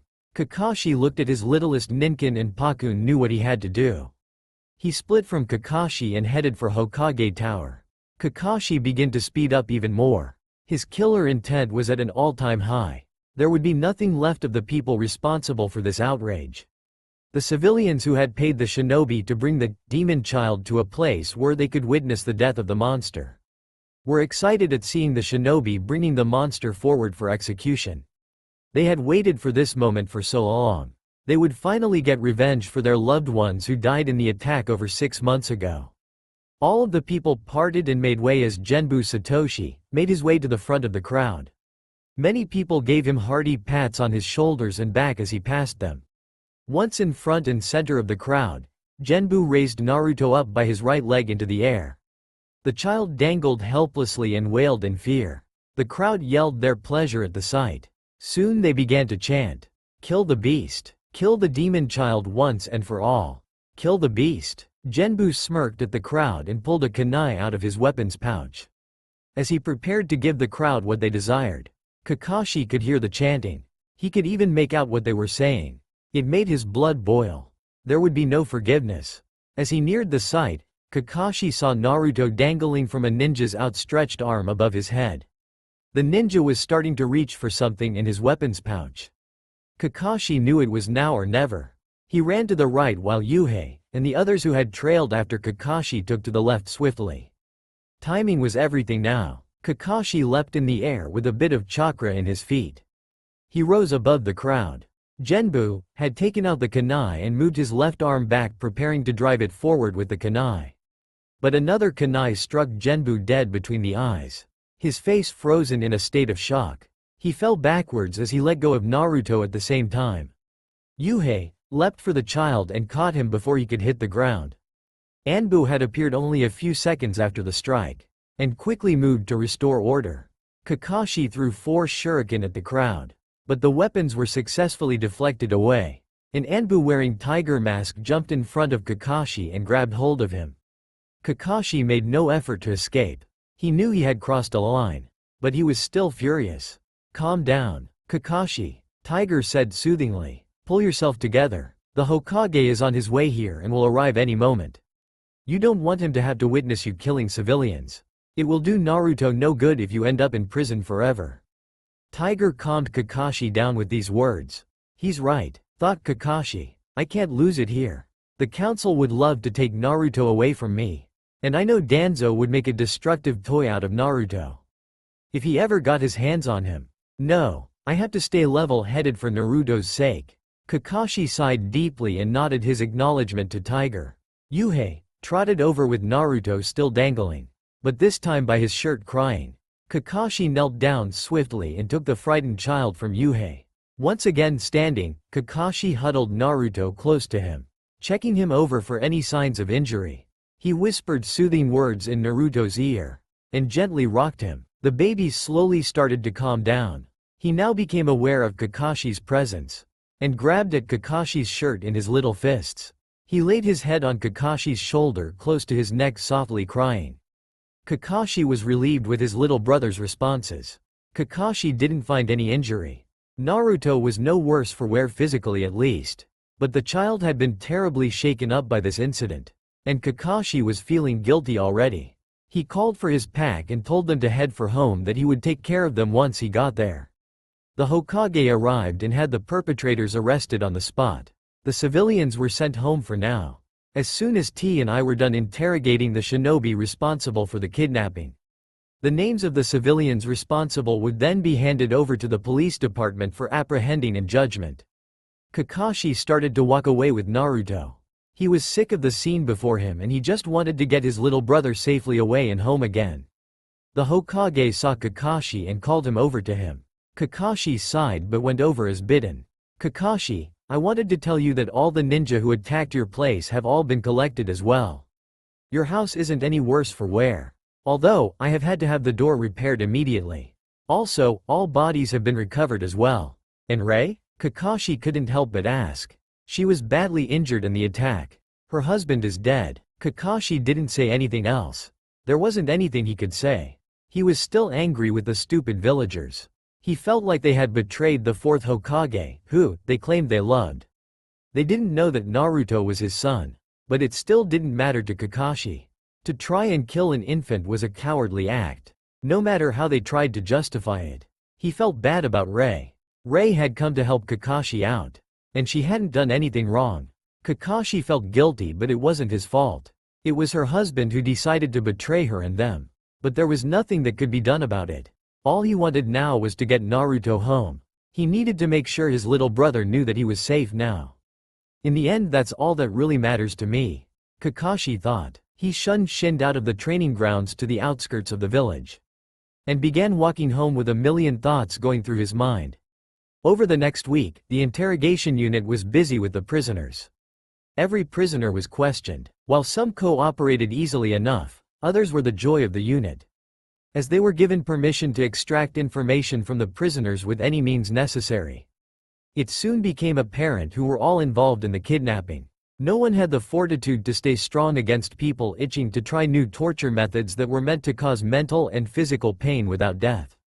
By the end of the week, all of the prisoners had been questioned, processed, and in jail waiting for a hearing from the council. The information was sent directly to the Hokage. The third sat behind his desk reading the scroll with a major amount of disgust showing on his face.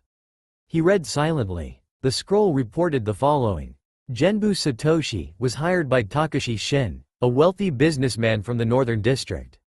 The businessman had lost his eldest son to the Kyuubi attack. He wanted revenge and closure and was willing to pay a handsome price to Genbu and his men.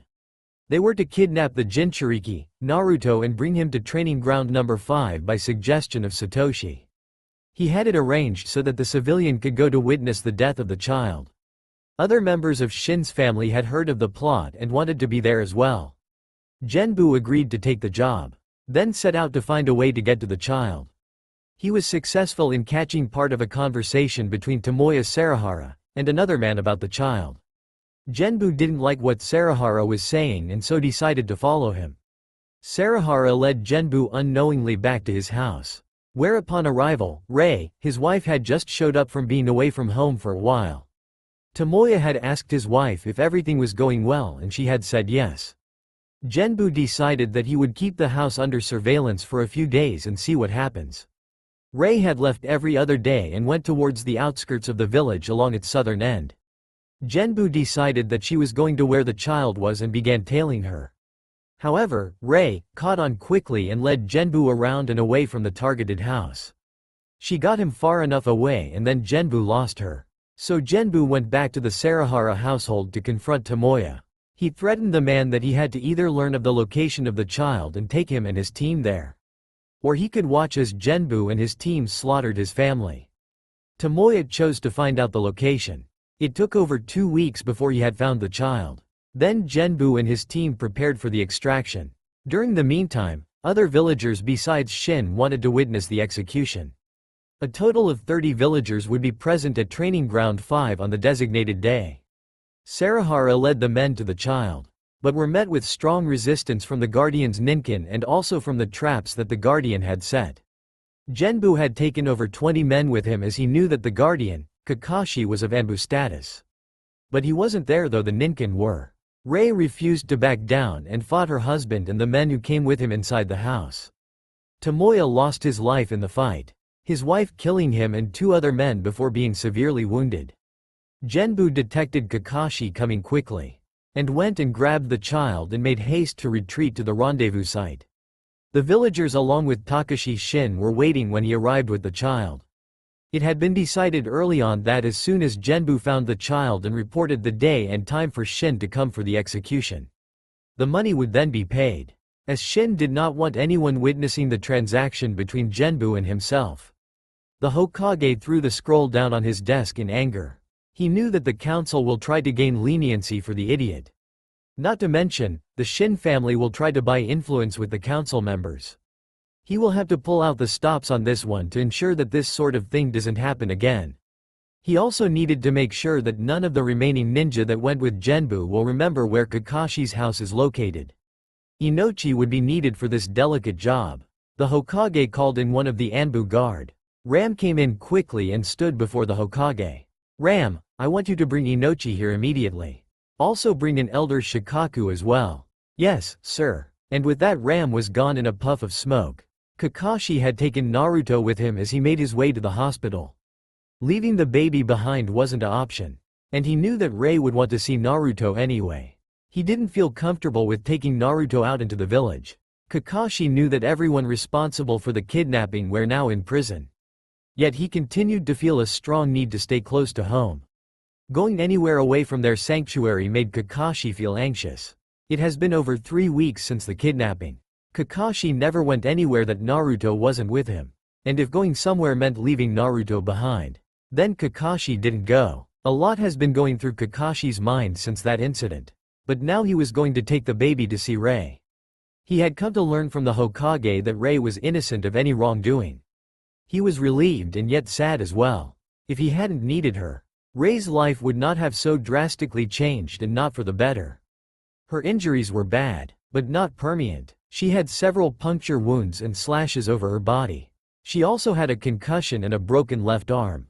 And 3 cracked ribs. The doctors said it would take up to 6 weeks before she made a complete recovery. In 2 weeks they would release her. Precaution was the word of the day whenever the doctor spoke about Ray. So here Kakashi was running along the rooftops of the buildings headed for the hospital on a late sunny morning in early spring to see her. When they arrived, Kakashi carefully and skillfully descended to the ground from the closest building. Then swiftly walked over to the hospital. Once inside, Kakashi went straight to the receptionist and asked for Ray's room number. The nurse at the counter looked at Kakashi with a bit of an annoyed look as she recognized him. Instinctively, Kakashi drew Naruto closer against his chest with one arm, while his hand reached up and cradled Naruto's head. He didn't want her to recognize the baby as well. Naruto sensed something was up and stayed very quiet and still. Ever since the incident, Naruto has become even more sensitive to Kakashi's moods. And right now, with Kakashi holding him even closer, he knew this to mean to stay quiet. The nurse acted as if she wouldn't give Kakashi Ray's room number. Worse, he thought that he and Naruto were about to be thrown out of the hospital. But after only a few seconds, which felt like minutes to Kakashi, she spoke. The room is on the 2nd floor. Door number 210. She hissed. Thanks. Kakashi muttered and began to leave when the nurse said something else. Why are you carrying a baby? I hope that kid isn't yours. You'll just kill it in the end. You and your father never did understand what was important. Kakashi wanted to leap over the counter after her, but knew he couldn't. Tiger's words came back to him immediately. And he couldn't give any of these low-lifes the opportunity to tear Naruto away from him. So instead he replied calmly but with anger in his voice. You should be more careful of what you speak. We aren't what you think we are. The nurse didn't say anything more to him. The look in his eye and the tone was enough to keep her from saying anything else that she shouldn't. Kakashi stepped away from the counter and headed for the staircase. He silently cursed himself for not remembering to henge before coming into the village. But if he were honest with himself, Kakashi was distracted by not only the events that have taken place over these past 2 weeks, but Kakashi's past was also starting to echo back to him. He didn't want to think of it ever, but it would always return at the most unexpected of times to remind him of his failures. Remind him of the people and things he lost. Kakashi snapped out of his thoughts when he felt something tugging at his mask. Naruto was busying himself by trying to once again remove Kakashi's mask. The little guy had one hand with his fingers wrapping onto the fabric that he hated so much, and with a determined look on his face was pulling away at it. Kakashi found himself laughing at his little brother's antics. Hey, little man, Kakashi said with a chuckle. I know you don't like my mask, but you're going to have to get used to seeing me like this when we're out. Okay? Naruto made a huffing sound but let go, only to try again a moment later. Once again Kakashi had to stop walking and pull his mask, which was partially down his face, back up. He never got angry with Naruto over this action. In some way it made Kakashi's heart beat with warmth. Naruto is the only one since his father to see Kakashi's face. No one else has ever seen it. And as far as Kakashi was concerned, that would always be the case. They finally made it to the 2nd floor. Kakashi went and opened the door and stepped into the corridor. Naruto had settled down now. Realizing that he wasn't going to get that awful thing off of his big brother's face, he decided to look around and see where they were going instead. Kakashi walked down the corridor, and just before they got to the corner and needed to make a right, there stood door 210 in bolded numbers. Kakashi knocked before entering. Rei was awake, but she wasn't alone. Her mother and Rei's 3 children were also there. Kakashi panicked inside. He didn't want this to turn into a war of words or an actual battle. He wasn't sure if he should go in further or just bail out and make a run for it. Rei looked over at the 2 boys and felt a tear start to come to the corner of her eye. They both looked so abandoned and vulnerable standing there. She wished she could take them in and care for them as part of her family. But that wasn't possible, not now. She looked over at her mother. The woman was staring at the boys with an unreadable look on her face. The children didn't know or care who the newcomers were. But Rei knew that this wasn't the time for these 2 groups to meet, if ever. So clearing her throat loudly to get her mother's attention, she spoke. "Mother, please take the children to the cafeteria for 30 minutes for me." "Are you sure, honey? Aren't these the children that—" "I know who they are, mother," Rei shouted back. "But Rei, you can't expect me to leave you here with these 2 monsters." Rei's mother was also shouting. She couldn't believe her daughter would still want to protect these animals after what had happened to her own family. And all because of them. The way Rei's mother saw it, the 2 boys should be left to fend for themselves or just die. It wouldn't be a loss to Konoha either way. "Honey," she tried again softly, "you should just let me send them away. Nothing good will come." "No, you listen, mother." Rei's tone was harsh. "These 2 haven't done anything to deserve the treatment they have received." Kakashi didn't take the mission that turned out to be a failure in the eyes of the village. He was here when it happened. But people immediately blamed him along with his father as if he had gone too. And all the things that has happened after that, the village more or less could be blamed for it. Kakashi is just trying to live here and serve his village like any honorable shinobi would do. As for Naruto, he saved this village. Whether people want to believe it or not, these boys don't deserve the scorn and the mistreatment that they continuously receive. So don't you dare call either of them monsters. It became deathly quiet in the room. Rei's children sat with wide eyes as they had never seen their mother scold their grandmother before. And being at the ages of 5, 3, and 2 years, they couldn't understand what was being said. Kakashi stood near the door. He held Naruto as close as possible, ready to bolt out at any moment to get his little brother to safety. Naruto remained quiet. He pulled himself as close as his little arms could bring him to his big brother. His face was buried in the side of Kakashi's neck, a position Naruto took whenever there was tension in the air. Rei's mother looked first at her daughter with disbelief and then at Kakashi with an angry expression the next instant. She shook her head and looked back at Rei. "Alright Rei, I'll let this drop for now." As if she was consoling a child. "But this conversation isn't over." "No, not by a long shot." Rei sighed exasperatedly at her mother, then spoke to her pleadingly. "Please, please, just take the children to the cafeteria and get them a snack. They haven't had lunch yet, right? So please do this for me." Rei kept her tears from falling even as she pleaded with her mother. Her mother looked at her for a moment. Then she gathered the children and left without saying a word. Kakashi moved quickly out of their way as they went out. The door was closed quietly behind them. "I'm sorry, Kakashi," Rei said as she watched them. When Kakashi made no move to go closer, Rei spoke again soothingly to him. "Hey, it's okay now. I'm happy that you both came to see me. Please come and have a seat. My mother won't be back for 30 minutes and I need to talk to you." "Please?" Kakashi looked at her searchingly. It was habit now. When it came to situations as what had just happened, Kakashi couldn't help but let his instincts guide him. He knew Rei wasn't dangerous to them, but he still needed to see it in her eyes, posture and tone before he would move. Finally, after a few moments, Kakashi made his way over to the chair beside the bed and sat down, placing Naruto in his lap sitting up. "Thank you." Rei sounded relieved. "I want you to know that I have never believed the lies and other nonsense that the village has spoken about you, Kakashi. You are too kind-hearted and loyal to be the things that the villagers accuse you of." "Thank you, Rei," Kakashi muttered softly. He was looking at Naruto instead of her. Rei looked at them and asked, "Would it be okay if I got to hold Naruto a little bit?" "Yeah, sure," Kakashi replied and went to lift Naruto and place him in Rei's arms. But Naruto took one look at Rei and whimpered and clung tightly to Kakashi. once again burying his face in Kakashi's neck. Kakashi tried again. "Hey, little bro, it's okay. It's Rei, don't you want to see Rei?" Naruto looked again over at Rei but made no move to go to her. Whenever Naruto looked at Rei, he could only see the danger of what happened earlier. He couldn't distinguish that the bad things weren't Rei's doing, only that they happened when Rei was there. Rei swallowed the lump in her throat. Not so long ago this infant would greet her with smiles and reaching out to her with open arms. Now she could see his mistrust and fear. She sighed. "It's okay, Kakashi. I understand. I'm sorry, Rei." Kakashi felt bad. He didn't know how to right the wrong here. No, it's for the best that he is reacting this way.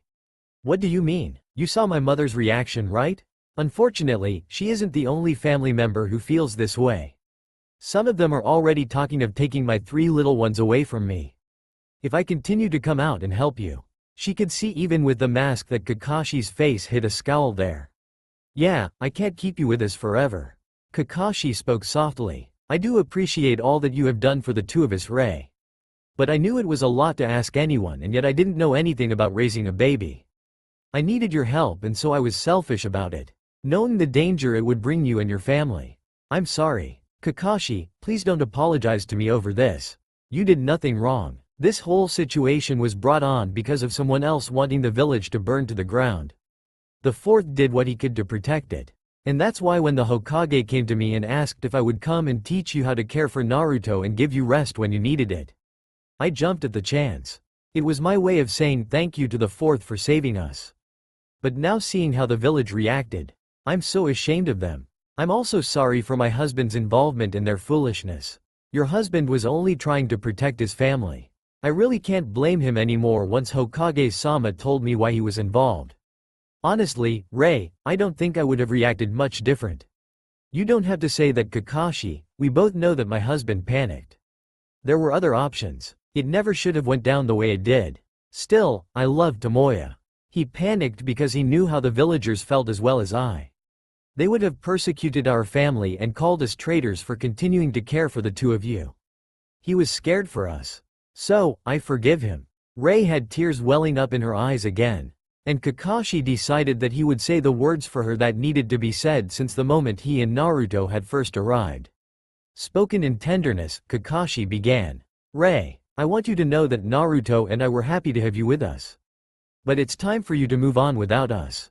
You have your own 3 little ones. 3 small kids who don't have their dad anymore. I can manage with Naruto on my own now. You have given me everything that I need to make sure that my little brother survives and not only that but to thrive as well. I want you to take care of your kids and continue to give them the love that you gave us. Don't worry about us. We will be fine thanks to you. Maybe I can come over sometime. Now and then just to see how you two are doing?" Rei asked hopeful. "I'm sorry, Rei. I really think it would be best if we all moved on. You said it yourself, your mother and other family members are talking of taking away your kids. If you continue to come out to us. No, this is for the best. I'm sure we'll see you at the park sometime though. Naruto won't be an infant forever. So I will be taking him to some of the parks. And we do live in the same village so I'm sure we will run into each other somewhere out there." Kakashi tried to sound cheerful and hopeful for Rei's sake. But he knew the truth. They both did. "Okay, you're right, Kakashi. We do live in the same village. So we will see each other again. Soon, I hope." This was said with a small smile on her face. "Hey, we better go now. The 30 minutes is just about up." "Yeah." Kakashi reached over with his left hand and held and squeezed Rei's gently. Rei squeezed back. And with that Kakashi stood up. He looked at Naruto who now had his head up and looking at Rei. Kakashi grabbed hold of Naruto's right arm in his left hand and made waving motions saying, "Naruto, wave bye-bye to Rei." Naruto waved his arm in a jerky motion. Then he smiled when Rei waved back. Then the two boys went across the room and out the door, closing it gently on their way out. Rei watched them go while tears fell down her face. I failed them. It was all Rei could think of at that moment. Kakashi left the hospital quickly. And as soon as he was outside, Kakashi shunned Shin again to the outskirts. Heading home as swiftly as possible, he wanted to just relax with his little brother and forget about the rest of the world for a while. Upon arrival they went inside and Kakashi walked towards the breakfast nook. He placed Naruto in the high chair that was left beside the table. Once Naruto was secure in his high chair, Kakashi then went over to the refrigerator and got out the things he would need to make lunch. He decided on a light lunch made of a tuna salad sandwich and mango slices. Naruto was getting creamed chicken and sweet potato, and for dessert some strained peaches. When everything was prepared and ready, Kakashi brought it all back to the breakfast nook and moved Naruto's high chair a little closer. Naruto at the moment wasn't happy. He kept trying to reach for his big brother's face. After a couple of times, Kakashi realized why this was happening. Instead of Naruto focusing on getting the food, Kakashi was trying to give him into his mouth. "Sorry, little brother. My mind is distracted today," Kakashi said between a chuckle. He leaned over towards Naruto, and immediately Naruto latched on with both of his hands and pulled the hated mask down. Kakashi helped him as Naruto couldn't get it all the way down under his chin. "Wow, I'm distracted" is an understatement, Kakashi thought. If Naruto wouldn't have been making a fuss, I would have tried to shove the sandwich into my mouth with the mask on. "It's official. I'm losing it," Kakashi sighed. Naruto looked at his big brother and reached out his hand to caress his brother's face. "Kaka," he spoke happily. "Yes, little bro, it's me. Hey, how about a big bite of creamed chicken, eh?" Naruto nodded eagerly and Kakashi brought the spoon to his mouth. Then Kakashi reached with his other hand and grabbed the tuna salad off his plate and took a bite himself. They ate their meal in peace. Naruto would squeal and wave his arms around. Kakashi gave him the baby spoon to let Naruto learn how to hold it. This ended with the both of them having baby food in their hair and on them. Kakashi couldn't help but laugh, and this made Naruto laugh as well. They finished up and then Kakashi took Naruto to the bathroom. They needed a shower. Afterwards, Kakashi placed a diaper on Naruto and placed him on the bed while he got dressed, but keeping an eye on his brother. Naruto could move around pretty well since Pakun took it upon himself to teach the baby how to crawl. Kakashi was laughing so hard at Pakun as the little dog got down on his belly with his legs well under him next to Naruto and started dragging himself on his belly and paws across the floor. It only took Naruto a few minutes before he was crawling happily after the pug. The memory brought out a smile on Kakashi's face. Naruto had such a determined look on his face as he tried to do as Pakun. And the look of pure joy when he had accomplished the task made Kakashi's heart swell with pride and joy. "It's these little moments that I find I live for anymore. The very reason I don't just call it quits and shove a blade in my gut. It's all because of you, Naruto. Sensei, you knew, didn't you? You and Kushina both knew what was going on inside of me. Even when I didn't have a clue." This brought a tear to Kakashi's eye. It was at that moment that he realized just how much they loved him. Naruto, ever aware of the emotions of the people around him, stopped his playing on the bed to look up at his big brother. Immediately he got off his bum and started crawling towards the corner edge of the bed. Kakashi also moved forward as he feared Naruto would crawl right off the edge. He moved swiftly before his little brother could get there, and reached for him, bringing Naruto up and into his arms. "Hey, little man, be careful, will ya? You almost nosedived on me there." A relieved Kakashi spoke. Naruto ignored the warning as he seemed to look over his big brother for the thing that caused the hurt. "Kaka?" a mournful Naruto replied. Something caused a hurt, but Naruto couldn't see what it was. He began to whimper. "What's the matter, Naruto?" Kakashi didn't know what had upset his brother. But quickly enough the answer was known. For Naruto reached up and wiped a tear that had streamed down to Kakashi's chin. Realizing again that Naruto was reacting to him because of the memory of their parents, he quickly tried to soothe his little brother. "Hey, little bro, I'm sorry. I didn't mean to make you upset." Kakashi swayed from one foot to the other as he continued to speak soothingly to Naruto. Feeling reassured that everything was okay, Naruto was ready to go back to playing again. Kakashi was finished dressing. He put on a pair of boxers and decided that that was all the clothing he would be wearing for now. There was only the two of them living there after all, so he moved Naruto to his left side, his left arm wrapped securely around his brother, while Naruto's legs immediately wrapped around Kakashi's side like little ones will do when carried that way. His right arm was resting against Kakashi's left arm with his hand on Kakashi's shoulder. The other arm was dangling beside him. Kakashi went over to the bed to grab Naruto's fox plushie, Naruto's favorite toy, and headed back downstairs to the playroom. As soon as they entered, Kakashi placed Naruto down and watched his little chibi crawl swiftly about the room. Kakashi placed the fox plushie on the carpet and went over to his desk, which was in the right corner of the room. The room was meant to be either a study or a playroom. But Kakashi thought it best to just combine the ideas instead. This way his little brother could still have a room to play in and where all his toys were kept except for the fox plushie, which went wherever Naruto went most of the time, while at the same time he could work on his reports once he was back to doing missions, and still be able to watch Naruto at the same time. The room was a sky blue color and contained a crib that was placed in the furthest corner to the right of the room. A changing table was next to it, and across from the right corner was a toy box situated in the left. A medium-sized window was on the wall in between the crib and the toy box. The center of the room was intentionally left without furniture. This, for obvious reasons, was to maximize play on a charcoal gray thick carpet. Kakashi sat in the comfortable leather chair and turned so he could watch his brother for a few more moments. There were already a few toys out of the box from an earlier playtime. Kakashi reminded himself that the toys would all have to be picked up and put back in the box before bed that evening. Naruto made his way to some soft foam-covered blocks and began to play. Kakashi smiled at his brother and then turned to his desk. There was a scroll on the desktop that Kakashi opened and began writing in. It was a journal of Naruto's progress, how he was developing, his changing sleeping habits, and his developing personality traits. Each day was dated and Kakashi could watch how his little brother was doing.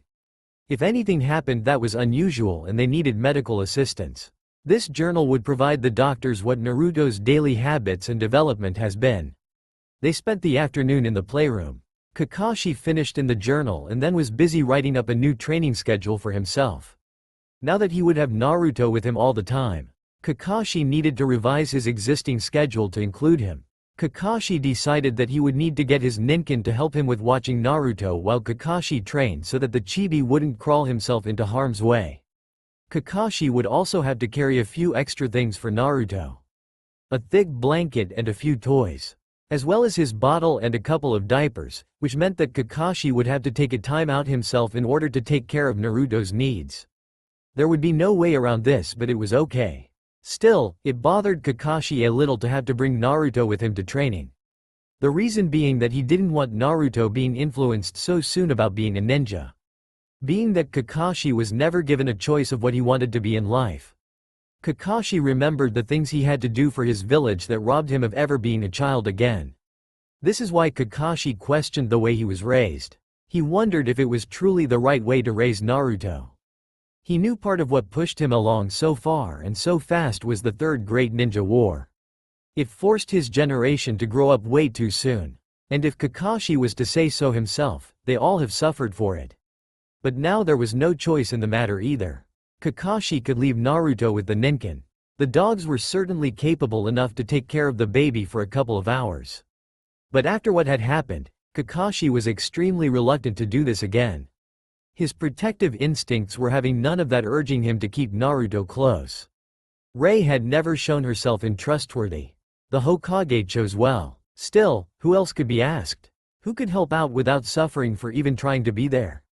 Kakashi stopped thinking about it and finished his new schedule and closed up the scroll. Looking over to his brother, Kakashi saw Naruto was getting a little restless with his toys. He was now crawling over to Kakashi. Kakashi decided it was time for his little brother to have his nap. He got up and met Naruto halfway across the room, then leaned over and picked him up and kissed his forehead.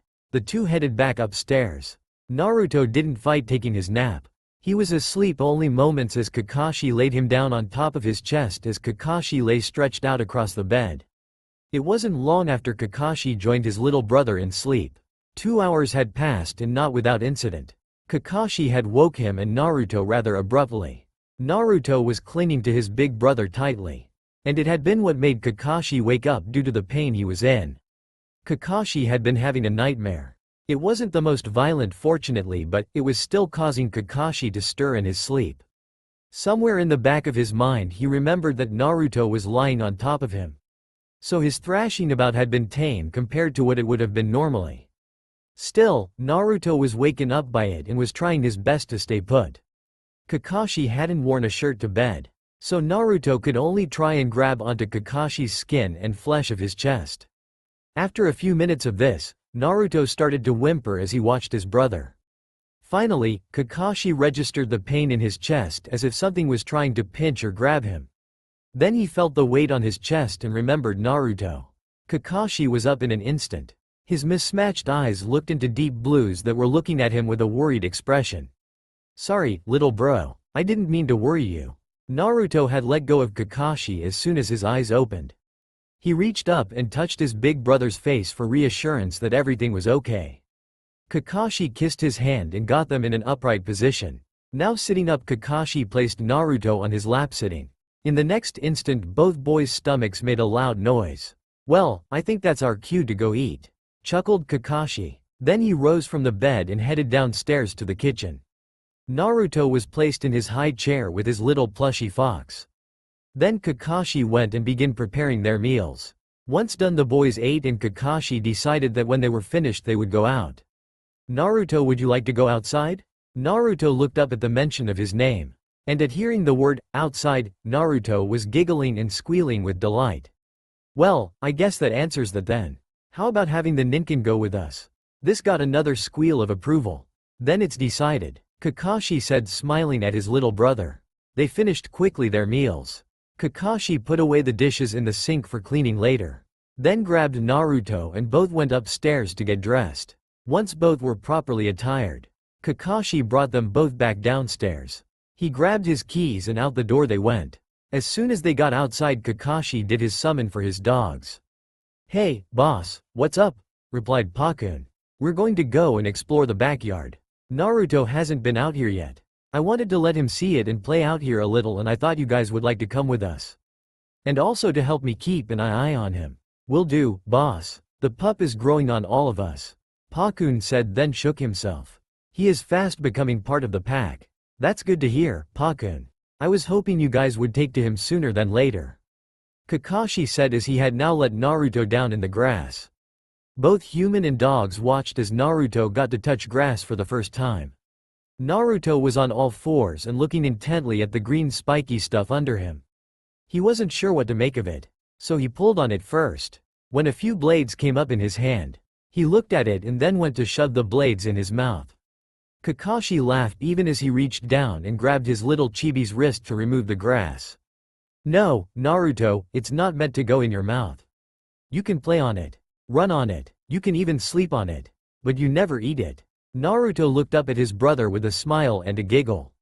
Once Kakashi let him go, Naruto waved his arms up down a few times, then looked over and saw Bull. Immediately Naruto was crawling over towards the huge mastiff. Bull wagged his tail and lowered his head to give the baby a doggy kiss on his forehead. The movement was gentle, but it still managed Bull over Naruto. The baby was far from frightened or annoyed. He simply rolled back over and crawled till he felt close enough and sat on his rear. Bull lay beside him and allowed the baby to pet him. They stayed out in the yard for half an hour before they went for a walk in the forest. And as the sun was starting to set, they made their way back to the house again. Everyone went inside and relaxed in the living room for a while. Before long it was time for bed. The Ninken stayed with them that night. Kakashi had given Naruto his bath and a bottle before he was soon asleep. Kakashi placed him into his bassinet and covered him, then went downstairs to do the dishes from supper. As he washed the dishes, Kakashi's mind wandered off, and it didn't take long before he was thinking about the time he would have to return to active duty. The Hokage had told Kakashi that he would be off until Naruto was 2 years old. He had told Kakashi that by then Naruto would be a toddler that would be able to eat solids, and though he would still be in a diaper. The Hokage had a few trusted people that knew how to babysit a toddler. Kakashi wasn't sure how he felt about that. He wanted to return to active duty. Being a ninja was what Kakashi knew how to be. How could I do anything else? He thought. I don't think the village would let me be anything else. And I need to provide for us somehow. But then again, would I even consider doing anything else? Why do I do what I do? Kakashi placed the last dish in cabinet as he thought. I have to admit that I like being able to protect the village. Even though the village doesn't like either of us, it is still our home too. If I were still on my own and Sensei hadn't included me and his family, I think that then I could just go and leave this place behind. But Sensei didn't turn his back on me, neither he nor Kushina turned me away. They became my reason for not leaving the village or killing myself. Although, I had told myself that I wouldn't take that route. Father had left me alone. Alone in a hostile village to fend for myself. I couldn't understand it back then. I'm not sure I do now. There's a lot of things that I'm not sure about.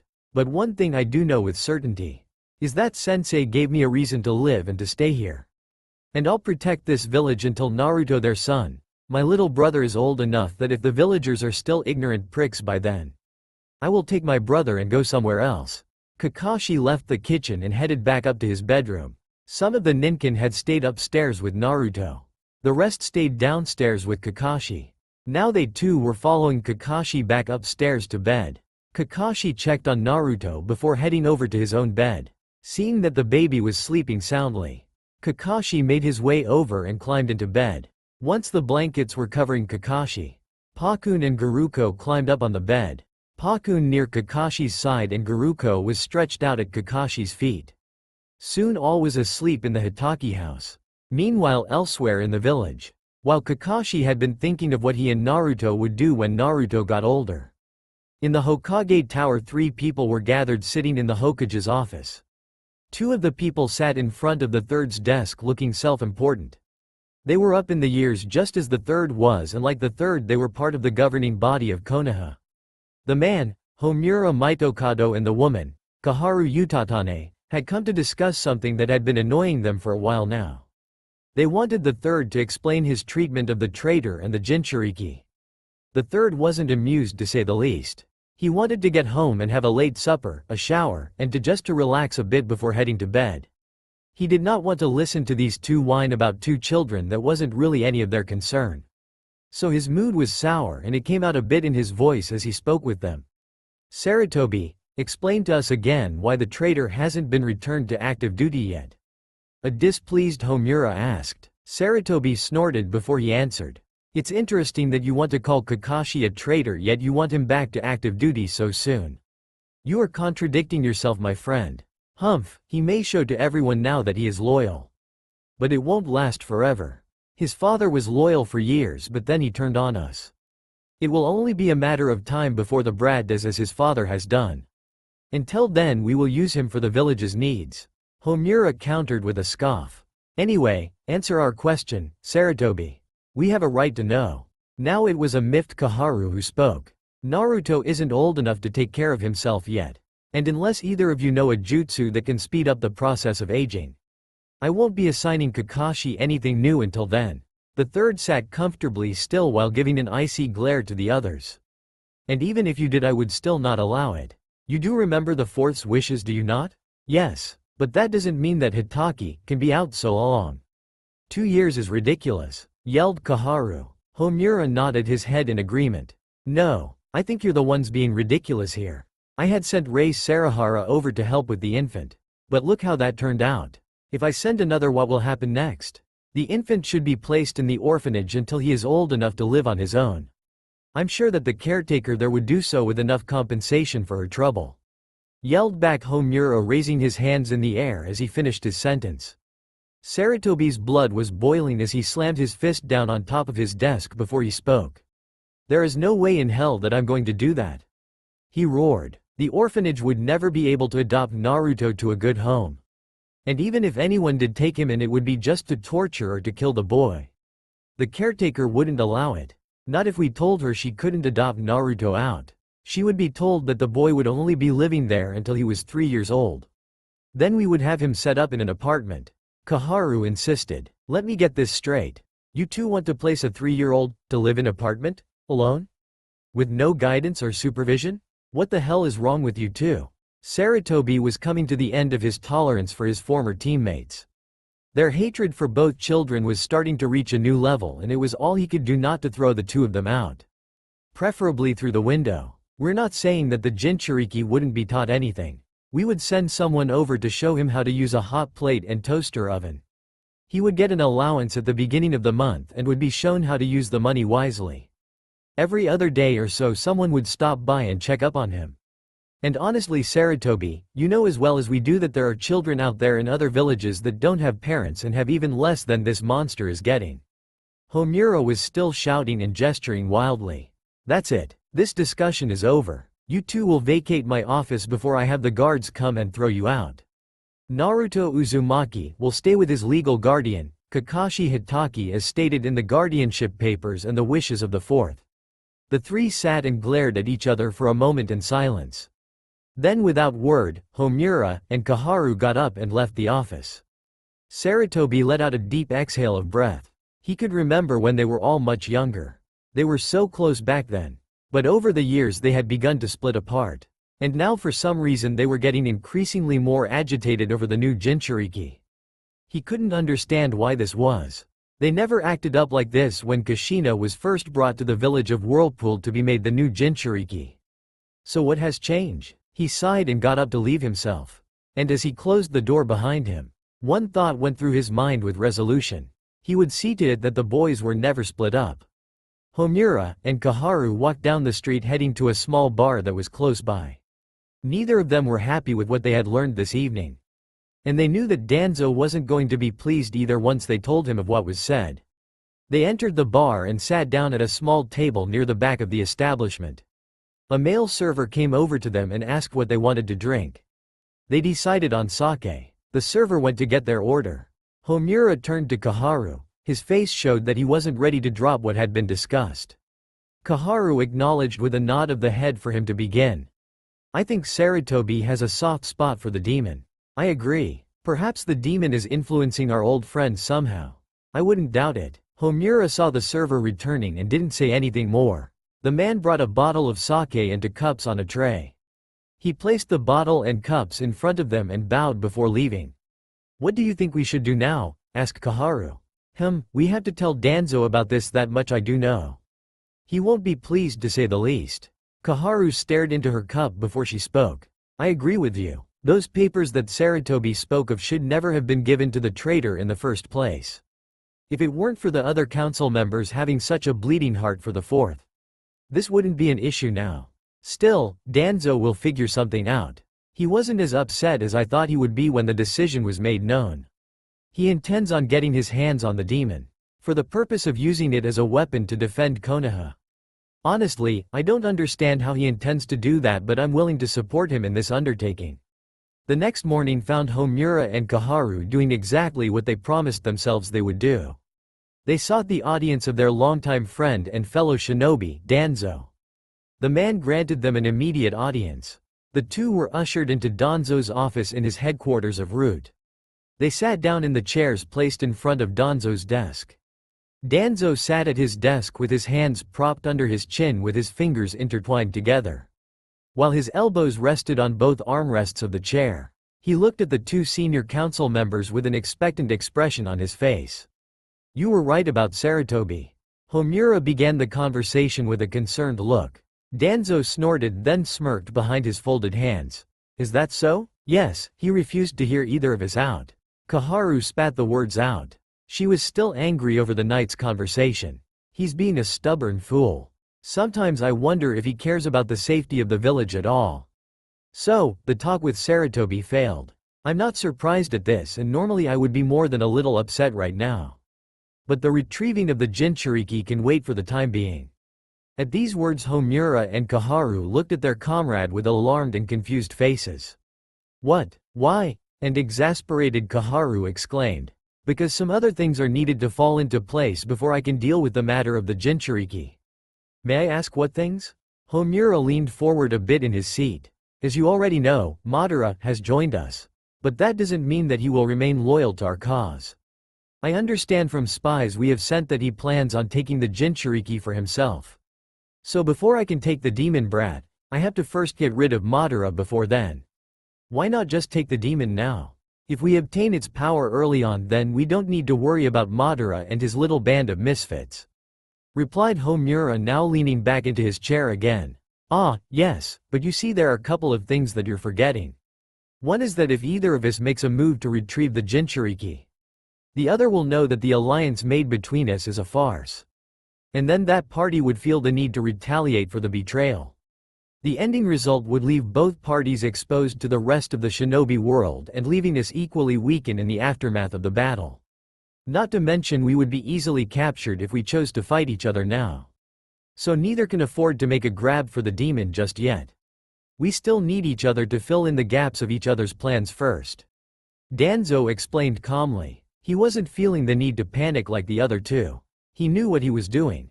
Another thing is the traitor's brat, Kakashi. He has bonded rather strongly with the demon child. Any attempt to retrieve the demon would be met with violent action by Hitaki. His protective instinct is strong. And I'm not willing to send any of my men to deal with Hitaki just yet. Let him believe that he will have a family for a little while longer. In the end, he won't be able to stop what we have planned. And that brings us up to the last point of all of this. Sarutobi himself. I can just about bet that he will do everything he can to save the fourth child. The man had always been too sentimental for his own damn good. The fourth son no longer exists. He died the moment the demon took over his body. We believe that the demon is somehow influencing Sarutobi, replied a concerned Kaharu. What if the demon gains control of Sarutobi's mind completely and thus takes over the village? Your fears are not completely without merit. But that isn't likely, Kaharu. Homura reassured her. Yes, the demon isn't interested in harboring relations with the village citizens in any way. It only wants to do massive destruction and chaos. This much we can be confident won't happen here. We need only concern ourselves with the mission that we now have planned for so long. Homura, Kaharu, spoke Danzo with an air of authority. I want you two to continue to speak with Sarutobi. Continue to try persuading him to see things our way. And release the demon to us. But why, when we know that he will never change his mind on this matter? Asked Homura looking at Danzo, curiously. Because I want to keep up the pretense of it. If we take the demon by force as I've said, we will have a fight on our hands. Plus I don't want Sarutobi coming onto what I really have planned. But only speak on occasion, not all the time. I don't want him to get suspicious enough to send his ANBU in my direction just yet. And who knows? Sarutobi might even give in to your words given enough time. Very well, Danzo. We will continue to see him from time to time over this matter. Kaharu said as she let out a sigh. Good. Keep me informed as always. You're dismissed. Nearly 2 years has passed since the conversation between Danzo and the senior council members had taken place. In that amount of time all the lingering physical scars of the village ever being attacked by the Kyuubi was gone. The village was doing extremely well and had become the envy of the other hidden villages for their resilience against the attack. All of this didn't go unnoticed by Madara, as he watched the Leaf Village from afar. He would make stops out to the place to remind himself why he hated it so much and would bring the place down. He continued to keep in touch with Danzo. The man truly got on his nerves and Madara couldn't wait for the day when he would finally be free of him. Still, he had to keep up his little charade a little while longer. Madara had to be patient. He has waited a long time for his vengeance. And he wouldn't blow it now because he was impatient near the end. Kakashi stood near the edge of a cliff. He had grown in the nearly 2 years since the death of his sensei. Kakashi now stood at an even 6 foot tall. Everyone was surprised at the growth spurt he had. But with the height came muscles that were well toned and defined. And honed to lethal and nimble readiness. Kakashi's ANBU uniform was worn well. It showed that Kakashi had begun to lose his childhood looks and head for what he was meant to be. The wolf mask hid his face. But if seen, Kakashi's face would show the fine chiseled features of a young man. No longer would the rounded face of a child show behind the masks Kakashi wore. The only thing that hadn't changed at all was the silvery gray hair that sprung out all over the place atop the wolf mask. It looked something akin to a spiky bush on top, forever giving Kakashi that wild feral look. Interestingly enough, whenever Kakashi took off the mask or when it was a hiat that he removed, his hair would spill over his head and almost into his eyes. He has returned to active status in ANBU as of 3 months ago. His team, which consisted of Bear, Snake, and Cat, were busy looking for clues of an enemy's presence. 2 days prior, when on patrol, Kakashi aka Wolf caught the scent of an intruder. He and his team pursued. But the scent disappeared not long after it was detected. Now Kakashi's team has been on heightened alert ever since, as have other teams once word was brought back by Kakashi. Now he stood on the cliff looking out over the land, his eyes searching intently to try to see their intruder. I remember this scent, he thought. I can't be certain of it yet. But I remember a scent that smelled like this back during the Kyuubi attack. If this is the case, then the intruder most likely is preparing to go round 2 with us. The questions are when? And how? Kakashi grimaced. The implications weren't pretty, and the knowledge of the intruder being the same person back then wasn't something that Kakashi wanted to think about. Still, this possibility would have to be shared with the Hokage. Kakashi turned around to face his team, who were now returning back to him. Bear was the first to arrive. Sir, I found nothing in the area that I searched. Bear sounded disappointed. Snake was next to appear. Ditto that, boss, replied Snake. Everything out here looks and is the way it's supposed to be. A sigh came from Snake, who also appeared to be disappointed at finding nothing. It was several minutes before Cat returned. But when he did, Captain, sir, I found what looks like the remains of a campsite. Where? Demanded Kakashi. Cat turned and pointed in the direction. It's about a half-mile straight ahead. Everyone, let's go, Kakashi commanded. The team took to the trees. Cat took the lead to show the team the way. No one bothered with conversation. Each individual was lost in his or her own thoughts as they swiftly covered the distance. Upon arrival, Cat leapt and touched down silently, followed by the others. The area at first glance didn't look disturbed, but as each member's eyes roved over the area, they began to see disturbances everywhere. The ground had been swept over with a thin leafy branch from one of the saplings that grew nearby. The telltale sign of this being the sapling itself. A branch was twisted and ripped until it tore away from the young tree. Many small rocks and stones had been moved out of a central area where the branch had been used later to sweep the ground to make it appear as if no one had been there. The rocks would have only been moved if bedrolls were placed there. The last obvious sign to the team was in the very center of the campsite, where the remains of what was once a campfire. Some ashes still remained and a few tiny pieces of burnt sticks lay in the soil. They weren't very tidy, were they? An amused Snake spoke as she knelt down at the once campfire. No, they certainly weren't. What a bunch of amateurs these guys were, replied Cat. Kakashi looked around as he spoke. I don't think these guys were novices at camouflage. I think they were spooked by someone or something. What makes you say that? Replied Bear. Because one of our teams was coming this direction. A knowing Kakashi answered. I heard Badger's team thought they sensed something this way and decided to go after it. The chakra they felt led them a good 5 miles away, and not in a straight line either. It was obvious that the group was trying to throw Badger's team off their tails. Well, there isn't anything much here. Shall we gather this bit of evidence and then haul ass back home and report? An eager Snake asked. Yes, replied a pensive Kakashi. He would love to stay longer. But his team's time was up. So it would be up to Crow's team to move forward with the investigation from here. Besides, Kakashi needed to get home to a 2-year-old blonde ball of sunshine and energy. There's no telling what his little chibi was into or what mischief he was causing his ninkin. The team left the site and headed home under warm late spring skies. Naruto was playing with Ninkin in the playroom. He was getting sleepy and needed his nap. But he knew his big brother was coming home soon. Thus his excitement was what was keeping him going. Garuko tried to get the chibi to take a nap, saying that he would be awakened when Kakashi came home. But Naruto wanted to stay up. He loved it when his brother came home. Kakashi was always so serious and guarded. But as soon as he saw Naruto, his face would soften and he would pull his mask down. And Naruto knew that he was the only one that ever got to see his big brother's face. He didn't understand why Kakashi wore one and why no one else was allowed to see Kakashi's face. But Naruto was glad that this aversion didn't apply when it came him. Naruto began to hum a small tune he had learned from his big brother some time ago. Kakashi would often sing to Naruto when he was still a baby. When Naruto was fussy and couldn't relax to go to sleep, he smiled as he remembered his big brother singing to him. Kakashi's voice was surprisingly melodic and soothing. I think someone just came home, replied Pakun. Nothing more needed to be said.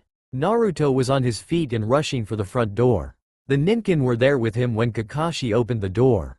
Coming inside, Kakashi looked to see that his little brother and his pack were standing there waiting. Kakashi drank the sight in. Naruto was now over 2 years of age. When he stood next to Kakashi, Naruto only came up to Kakashi's knees. His hair was even brighter blonde than his father's that spiked around his head. His eyes remained a deep blue like the ocean. He reminded Kakashi so much of Minato. The only difference were the 3 whisker-like marks on each cheek. Every time Kakashi looked at Naruto now, he was reminded of just how far they had come on this journey. How many times had Kakashi worried about doing everything that was needed for his brother and doing them right? How many times had he doubted himself along the way? But here they were after 2 years still going strong. Despite the odds. "Welcome, home," spoke an excited Naruto. Kakashi kneeled down and held his arms out for his little brother. "Hey, come here little man." Naruto was in his arms and hugging his big brother around the neck in an instant. "Me missed you, Kashi." Naruto bashfully replied. "I missed you too, little bro." Kakashi reached up and pulled his mask down. "Kashi, worked hard today?" "Yep, I sure did. I was busy trying to keep our village safe." "Me thinks that make Kashi tired." "Yeah, I guess it does a little bit." Kakashi chuckled. Then he lifted Naruto up and headed for the kitchen, the Ninken following them. "So, little man, what would you like for supper tonight?" asked Kakashi as he placed Naruto in high chair. "Kashi, tired. So me want to eat out. Me want to see village. Please." Kakashi stopped adjusting the table that attached to the high chair and froze. He knew the time would come, but he didn't think it would be this soon. Kakashi had been debating for a while now about whether or not he should continue to keep Naruto at home when he ran into the village to do errands or not. He always used a henge when he went alone. When Kakashi did take Naruto with him, it was when Naruto was still an infant. He was careful to henge them both before going in the village each time. But now Naruto was becoming more aware of things, and if he saw Kakashi disguise the two of them before they went into the village, he would want to know why. Naruto had already asked him about the reason for wearing a mask. And Kakashi told him that he couldn't explain it to him now, but maybe when Naruto was a little bit older. But this was different. This affected Naruto as well as himself. And Kakashi didn't think he had the right to hide the truth from his little brother. But at the same time, Kakashi didn't want to hurt his little brother either. How much could he tell him? Kakashi wasn't even sure how much Naruto would be able to understand at this point if Kakashi did tell him. What do I say to him? "Oh, well, see, Naruto, we have to disguise ourselves because the village hates our guts." "Yeah, that'll go over real well. Everyone knows now that Naruto is with me. But I know too that I can't run from this forever. At some point I'm going to have to face this whether I'm wanting to or not." Kakashi started to hook the tray onto the chair again. When he finished, he looked Naruto in the eyes and spoke softly. "Naruto, I promise that we will go to the village together soon. I'm just not ready yet. Okay? Me, do bad thing? Is Kashi mad at me?"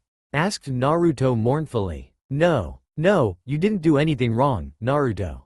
I just need a little more time, okay?" "Okay." Kakashi wiped the tear that fell from his little brother's left eye. And deep in his heart, Kakashi cursed himself for making his brother feel this way. He realized then that he needed help. He needed someone he could consult about their problem. And before walking over to the refrigerator, Kakashi had decided that once again he would need to see the Hokage first thing in the morning. The sun was beginning its climb in the sky. At the moment it was just over the horizon. Kakashi was already up, thanks to his little brother, who woke and immediately left his room and went to his big brother's. Naruto wasted no time pushing Kakashi's door open. Since Kakashi kept the door partially open so Naruto could come to him when he needed or if Kakashi heard Naruto having nightmares. Once inside, Naruto ran over to the bed and climbed up with some difficulty onto Kakashi's bed. But once there he crawled alongside until he was near Kakashi's head. Naruto gently patted Kakashi's face, and when that failed to wake his brother, he leaned over carefully and pushed open an eyelid. "Kashi, are you awake in there?" Kakashi tried and failed to keep the pretense up that he was sleeping any longer at those words. He had awakened as soon as he heard Naruto's footsteps hitting the floor. So he was faking sleep to see what his little brother would do. Now he was laughing and wrapped an arm around Naruto. "Yeah, little man, I'm up now." Naruto giggled and hugged his brother back. They stayed that way for a few moments before they heard Naruto's stomach growl loudly. This sent the two in another fit of giggles. Then Kakashi sat up in the bed. Naruto was positioned so he was sitting on Kakashi's lap. "Okay, little man, what would you like for breakfast today?" "Pancakes," exclaimed Naruto. "Okay, then pancakes it is." "Yay, but first we had to get a bath. Someone's diaper smells bad." Naruto looked up at Kakashi sheepishly before replying. "The poop came out." "That it did, little bro." That it did. They both made their way off the bed and into Kakashi's bathroom. Once they had showered, Kakashi had gone for a towel to dry off Naruto, only to have him running around Kakashi's bedroom. Kakashi chased after him with Naruto squealing and trying to evade his brother. Finally Kakashi caught him and scooped him up into the towel. Naruto laughed and tried to get out of Kakashi's grasp, but Big Brother held him tight. Kakashi started walking to Naruto's room, all the while saying that he had caught a fish and giving Naruto raspberries on his belly, which had Naruto laughing even harder. When they got to Naruto's room, Kakashi placed Naruto on the bed and went to get him a diaper. "Hey, little man, I think it's about time for me to teach you how to use the toilet." "Potty?" asked Naruto with a slight tilt to his head. Kakashi had reached the cupboard where the diapers were kept, looked back to Naruto and replied, "Yes. You want to be a big boy now, don't you?" "Yes. Well, big boys use the potty." Quote, "Me, don't want diaper. Me want to learn to use potty." "You should say, I don't want a diaper." Kakashi patiently said, "Okay, I don't want a diaper. That's better, little man. Now then let me go and get dressed first. Then I'll get the potty and training pants that Grandpa Hokage got you." "Yes, I be a big boy now." Naruto raced back into the bathroom, while Kakashi went to get dressed, then proceeded to get the child's toilet and the training pants. Naruto learned quickly enough and Kakashi was pleased how well it went. But he had been told horror stories of children giving their caretakers a run for their money when it came down to actually using the toilet every single time when the child needed to go. Patience was key in this endeavor and Kakashi crossed his fingers and hoped for the best. Once the lesson was over and Naruto was now in training pants and dressed, Kakashi carried his little brother downstairs and once at the bottom, placed Naruto down and let him scurry off towards the kitchen. Breakfast was made and eaten and the dishes washed afterwards. Naruto wanted to help, so Kakashi set up a chair next to him at the sink and then placed Naruto on it. He gave Naruto a towel so he could dry. They finished the dishes and headed into the living room. Kakashi did a summon for his hounds, and in a puff of smoke 6 dogs appeared. "Okay, everyone listen up." Kakashi's voice now held a serious tone to it. "I need to make a run to the Hokage Tower. I shouldn't be more than an hour. So I want you all to stay in the house until I return. No going out. Did I make myself clear?" Everyone stood at attention, even Naruto, and said all at once, "Yes. Alright then, Pakun, you're in charge while I'm gone. Don't worry boss. Everything will be as you leave it." "Good to know. Now I'm off." Kakashi leaned down and gave Naruto a hug. Then in a puff of smoke he was gone. Kakashi traveled swiftly through the trees. His mind was racing even faster as he thought of how he would approach the subject that he needed to speak about with the third. He was glad that today was his day off. He wouldn't have been able to speak to the Hokage about their current issue if he was out on duty. And he needed to keep his mind clear of anything else other than his duty at the time. Had Naruto asked his question about going into the village the morning he was getting ready for work, Kakashi knew he would have been distracted all day, and that could end up becoming dangerous for Kakashi's team as well as to himself. But what Naruto had asked had been something that made Kakashi not only think about and dread trying to explain to his little brother, but it also made him think of his own past experiences. He knew the villagers could really get crazy with their insistence of taking out their anger on others. It always amazed Kakashi how people would never question or try to understand a situation before they went all out for beating the supposed accused. The innocent until proven guilty never seems to apply with them, he sadly thought. They gainsay every fact and make fools out of themselves and their village. And more times than not it's the council that leads them on in it. Talking about the blind leading the blind here. But somehow someway, I have to make a change for Naruto and myself. It's as Rei said to her mother. We didn't do anything to deserve their hatred of us. I don't know how, but I'll find a way to change our lives so that they are better. So that people will at the very least leave us alone. Kakashi came out of his silent musing when his eye caught sight of the outskirts of the village. He didn't bother with doing a henge this time. He was here alone and on business with the Hokage. He didn't have his little brother with him now, so he didn't have to worry about his safety. Kakashi tried to walk down the street towards the tower. It had been a long time since he had done so. In fact, not since his father's disgrace had Kakashi walked down these streets. He didn't know why he was doing this. Maybe he needed to see if he could do it now, so that when he brought Naruto with him, Kakashi wouldn't look like a fool if he found he couldn't handle it. Then again, maybe he was doing this because he felt that he somehow deserved to be taunted and abused. He didn't know anymore. For years the village has told him he was nothing more than trash. Kakashi fought this for a while, but when his father had given up and committed suicide, he left his son to face the persecution alone. Kakashi began to think that maybe what was being said was true. Maybe his father was a coward. Maybe he really couldn't handle the pressure and abandoned the mission. He abandoned Kakashi, hadn't he? It's been a war in Kakashi's mind for so long. And losing the only people left that were precious to him did nothing but help this feeling of being trash. But for Naruto's sake, Kakashi knew he had to try to break out of this mind-numbing mindset he had lived in for so long. He was near the tower now. About another block and a half and he would be there. His senses stayed on heightened alert. Now only a block to go, he was almost there. A man in a full-length yukata standing just outside a restaurant happened to look away from a friend he was talking to. When Kakashi was beginning to make his way past them, instantly the man scowled and looking a bit sideways at his friend he gestured towards Kakashi. Well, if it isn't the scum of the village out on parade today. The man's friend laughed and decided to join in. Yeah, look at him. He must be trying to find his way to the freak show. Another villager spoke up. The freak should just go back into the woods where he came from. Kakashi said nothing and tried to move faster. But the villagers were just getting started. 3 of them jumped in front of Kakashi to try and block his way. Kakashi went around them. More villagers jumped in his way. Hey, where do you think you're going, freak? Spoke a villager with disgust.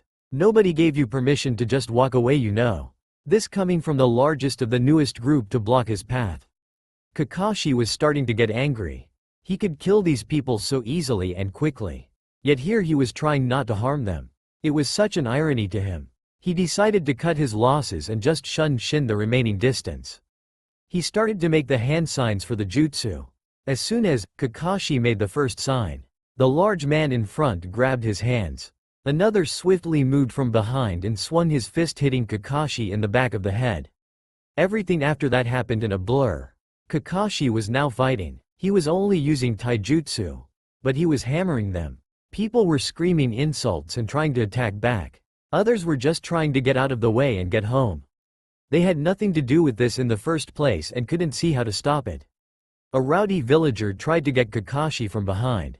Intent on using the newly bought shovel from the hardware store 2 doors down, he raised the shovel over his head, preparing to bring it down with as much force as possible. But Kakashi's fist was in his gut so fast and hard. The man's eyes looked like they were about to pop out of his head. And a loud rush of air left the man's lungs in the process. The shovel dropped from the man's hands as the man dropped to the ground.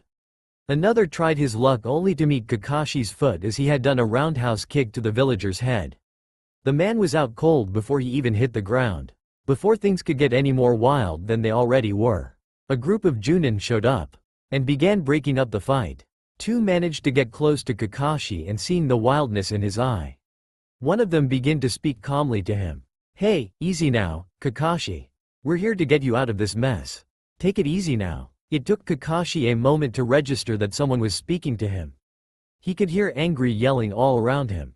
He stood in a battle stance, his arms up and bent at the elbow, while his hands were clenched into fists ready to strike. His breathing controlled and even showing that Kakashi hadn't even broken a sweat yet. His survival instincts were at their highest peak. Look at me, Kakashi. Kakashi looked at the man speaking to him. Good. Now I want you to take a deep breath in slowly and then exhale it slowly. Kakashi did as he was told, struggling to rein in his emotions. There, that's right. You're good now. The man was now showing him a small smile. His partner now took the opportunity to speak up. Hey, Kakashi, you showed us how's it done. You didn't kill any of the villagers. But you sure did give them what for. That's what I expect of my eternal rival. Guy. Yes, Asuma? Not now, please. You will cause him to start swinging again. This time at us. The Hokage wasn't amused by hearing of the events that took place in the streets of his village. He listened patiently as his son, Asuma, spoke of what he witnessed in the village. He was followed by Mike, Guy and Anko. The 3 gave a detailed report of the events. Every now and then, the third would look over in Kakashi's direction. For his part, Kakashi said nothing until asked. and then stated the facts with a stoic look. The Hokage sighed as the thought has now occurred to him that stronger measures would have to be taken to ensure that one of his finest shinobi can walk down the street in peace. To be honest, the third had never thought of it before, mainly because Kakashi has taken to the rooftops as a means of travel for such a long time. Then there is the small fact that so much has to be kept up with that sometimes things that aren't major are forgotten. The third wouldn't make this his excuse, but it is the truth nonetheless. Once Kakashi had finished his report of the events, the third, who had been smoking a pipe the whole time, put it out before placing it in the tray as he spoke. "Thank you for your reports. You three are now dismissed." The third waved at Asuma, Anko, and Guy to leave. "Kakashi, I want you to remain here, please." Kakashi only nodded and remained still. The others walked out and the door was closed behind them quietly. The third wasted no time speaking. "Explain to me, Kakashi, again what happened." The third leaned forward in his seat a little. His arms rested on his desk, bent at the elbows, with his hands also bent under and supporting his chin. His expression showed a concerned look. "I don't understand, sir. I have already explained what happened." Kakashi's voice held confusion in it. "I understand what the villagers did. I want to know what happened with you. Why did you walk through the middle of town? For as long as I have known you, you have always traveled the rooftops unless it was a mission that forced you to go through the streets of Konoha. So I will ask again. What the hell happened?" Kakashi didn't know what to say at first. He wasn't sure he knew the answer. But the Hokage didn't look like he wanted to hear that. No, he wanted to hear the truth, and the truth was, Naruto has asked if he could come and see the village.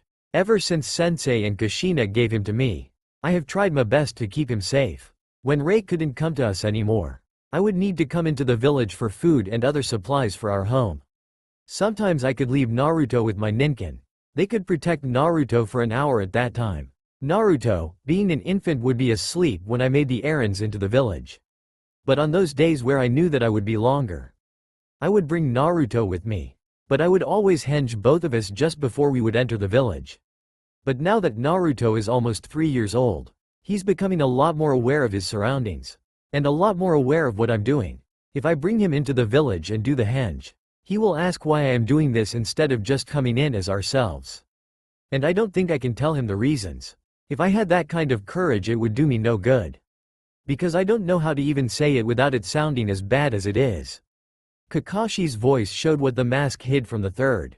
As Sarutobi listened to his ninja speak, he heard the sorrow and the regret that filled it. He could almost feel the pain that Kakashi held inside him just from his words. When Kakashi had finished speaking, the third sat still and closed his eyes, going into deep thought.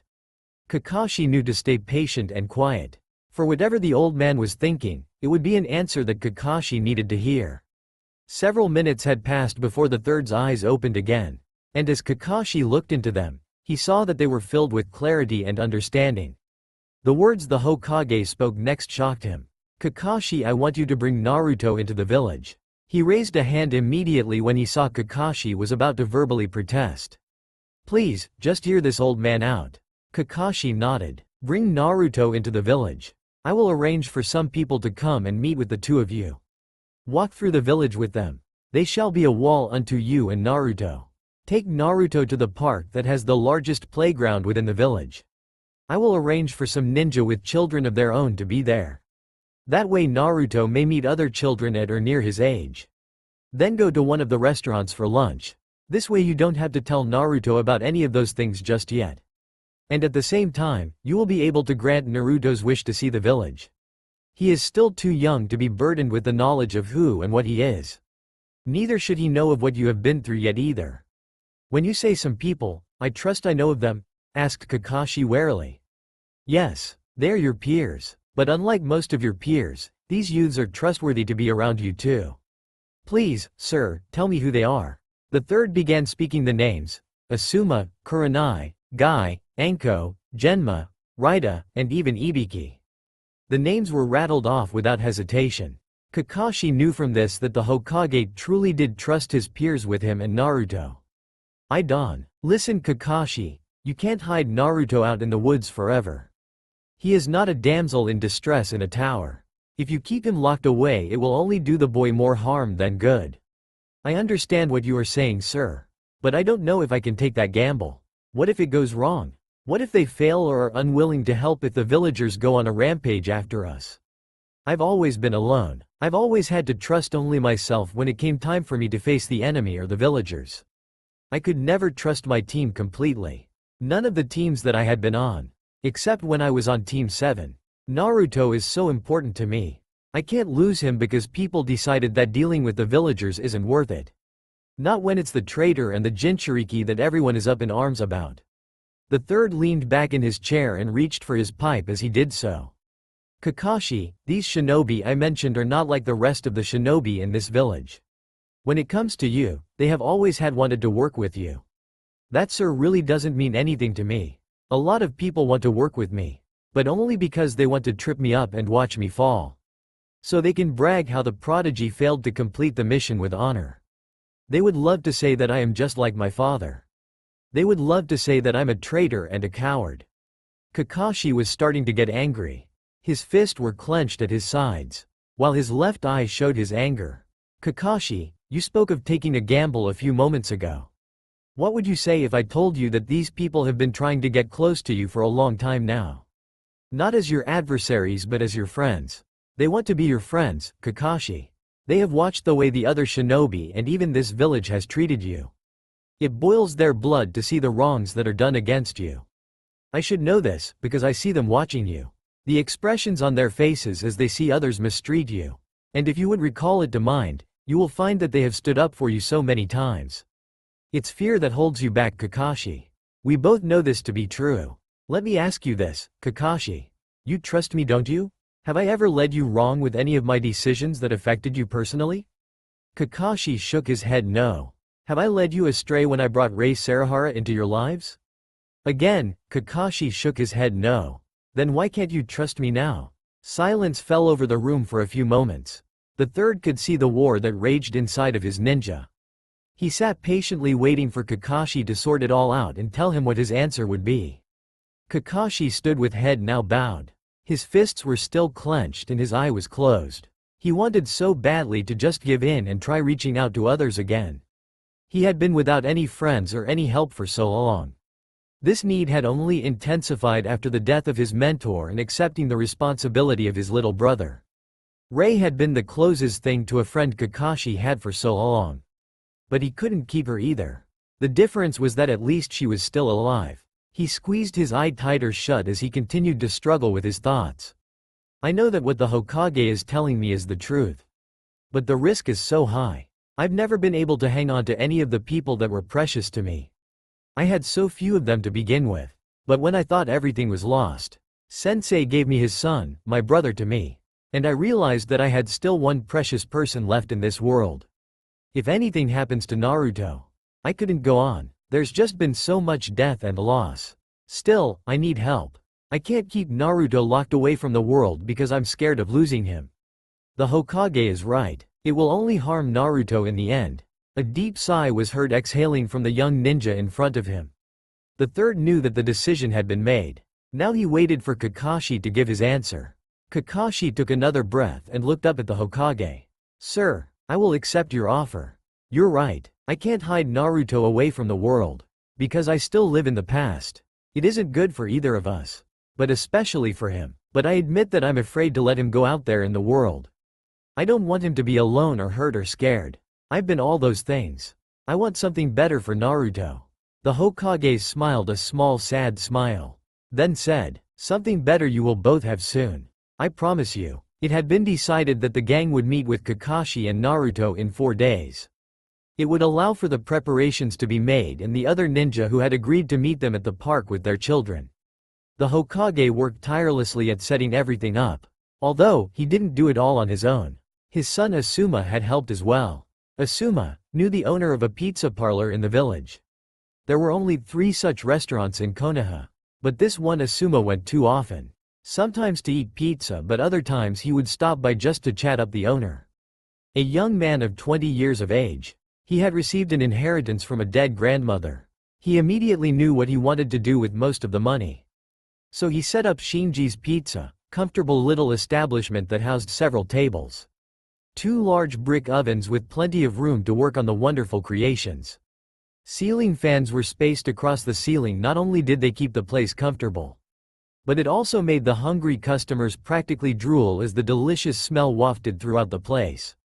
Large glass windows spanned around from the front to the side of the building.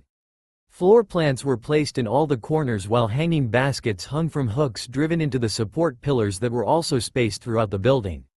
Shinji had done well in creating a wonderful atmosphere for his customers. And Asuma knew this would be the perfect place to bring his soon-hoped-to-be friend and his little brother. The day came faster than Kakashi was ready for. He had told Naruto about the planned day as soon as he returned from talking with the Hokage. Naruto was excited at the news. Kakashi wished that he could feel the same. But he wasn't about to back out of this now. He remembered the conversation they shared. "Yo, little man, come here for a minute. I have something big to tell you." Naruto looked from the coloring book he was coloring in. "What is it, Kashi?" Curiosity burning in deep blue eyes. "Well, remember when I said that I had to talk with the Grandpa Hokage?" "Yes. Well, it turns out we were talking about you." Naruto got up from the floor and walked over to Kakashi, who was sitting at his desk. "About me? Why?" he asked. "You asked if you could go see the village, right?" Naruto nodded his head. "So, the Hokage is going to have some people arrange a day out for us." Kakashi wanted to say friends, but he wasn't sure how this whole thing would turn out. So he told Naruto, "Some people. You mean it? We can really go, Kashi?" Naruto was starting to get excited. "Yes, you bet, little man. In 4 days we will be going out on the town. Wow, I always wanted to see where everyone else lived. Hey, Kashi, did you used to live in the village?" Kakashi was struck silent for a moment. "Yeah, Naruto, I did once. Why don't we live there then? Did I do something bad to get us kicked out?" Kakashi immediately reached for his little brother and hugged him. He couldn't answer Naruto's questions. This was beginning to feel like a theme to Kakashi. And he hated it with a passion. Even worse, he hated seeing that painful look on Naruto's face. It didn't belong on someone like him. Kakashi searched for something to say to put the smile back on his little brother's face. "Anything. No, Naruto, you did nothing wrong. Grandpa just wanted to give us a nice home out here, so you would have plenty of room to run and play in. And you do like playing with the ninkin and running in the woods." Kakashi mentally crossed his fingers that what he just said would work. "Yep, I do like the ninkin. And the woods is so much fun too. But being able to play with other kids and visiting them in the village would be fun too. Well, we are going to visit the village and meet new people." "Really?" "Yep, really, Naruto." At this, Naruto was jumping around and squealing like all little kids do when they get something they really wanted. Kakashi just watched and smiled at his little brother's antics. But it abruptly stopped and Kakashi saw Naruto now standing in front of him with one hand holding himself and the other rubbing the back of his head sheepishly. Kakashi raised an eyebrow and asked, "Naruto, do you have to pee?" Naruto's face turned a little red as he squirmed. "Yeah, I think I bounced too much, ha ha ha. No way can I back out of this now." If that wasn't a wake-up call of what Naruto's feeling, then I have no right to be called a genius. Kakashi thought as he got himself and Naruto ready to go. Naruto had finished eating his breakfast cereal. Sitting in his booster seat across from Kakashi, who was just finishing his breakfast as well. They had already showered, and since Naruto was a bit of a messy eater, Kakashi had Naruto wearing only his training pants, while he was fully dressed. It would save time this way and also keep the clothes Kakashi had set aside for Naruto clean until he was ready to wear them. Now that they were both done with their meals, Kakashi grabbed the bowls and headed for the sink. Washing them out quickly and setting them aside, he went back to get his little brother out of his booster seat. They went upstairs and straight to the bathroom to wash again, Naruto's face, chest and hands before going to get him dressed. They were making good time as Kakashi looked at the clock on Naruto's bedroom wall. It was only 8:45, plenty of time. Kakashi had packed a backpack for Naruto the night before. The pack was filled with the things Kakashi thought Naruto would need. Training pants, hand wipes, towel for his face and bottled water. Now grabbing the pack, the two went back downstairs and into the playroom. Naruto wasted no time to get out a few toys and sat and played while Kakashi sat at his desk reading a new report scroll he had received about one of the patrols. The report had spoken of an ANBU team led by Lion. Lion and his team were following up on Wolf team's lead of a used campsite. They were able to determine that Badger's team was indeed pursuing a group with malicious intent. The reason Lion's team was able to make this deduction was due to finding 5 other campsites that matched the one Wolf's team found. As he read the report, Kakashi's eyes began to widen as he read the next line. The 5th site was where Lion team encountered the enemy. At 1500 hours, Lion's team was hunting near a waterfall. When Horse sensed a weak pulse of chakra coming from the pathway they were on but a good half-mile away. The team immediately went into pursuit. They approached their targets quietly and quickly. However, the leader sensed them and made a hasty retreat along with his followers. When Lion came to their camp, he could only make out a shape disappearing into some kind of vortex or void. An obvious jutsu was used to quicken the enemy's escape. Lion's team found that the camp was left as was. There were only a few items of importance left behind. One was a map that was being made of the woods around the Leaf Village. Specific landmarks like caves and waterfalls were highlighted on the map. There were also some binoculars left as well. In conclusion, it is likely that these people are a scouting party. A party that has encountered ANBU in the past 4 times and was finally found out on the 5th infiltration of the territory of the Leaf. They may very well return. Requested action is to beef up patrols in that area as well as sending summons to help search the rest of the woods surrounding the Leaf. Kakashi placed the scroll back down on his desk.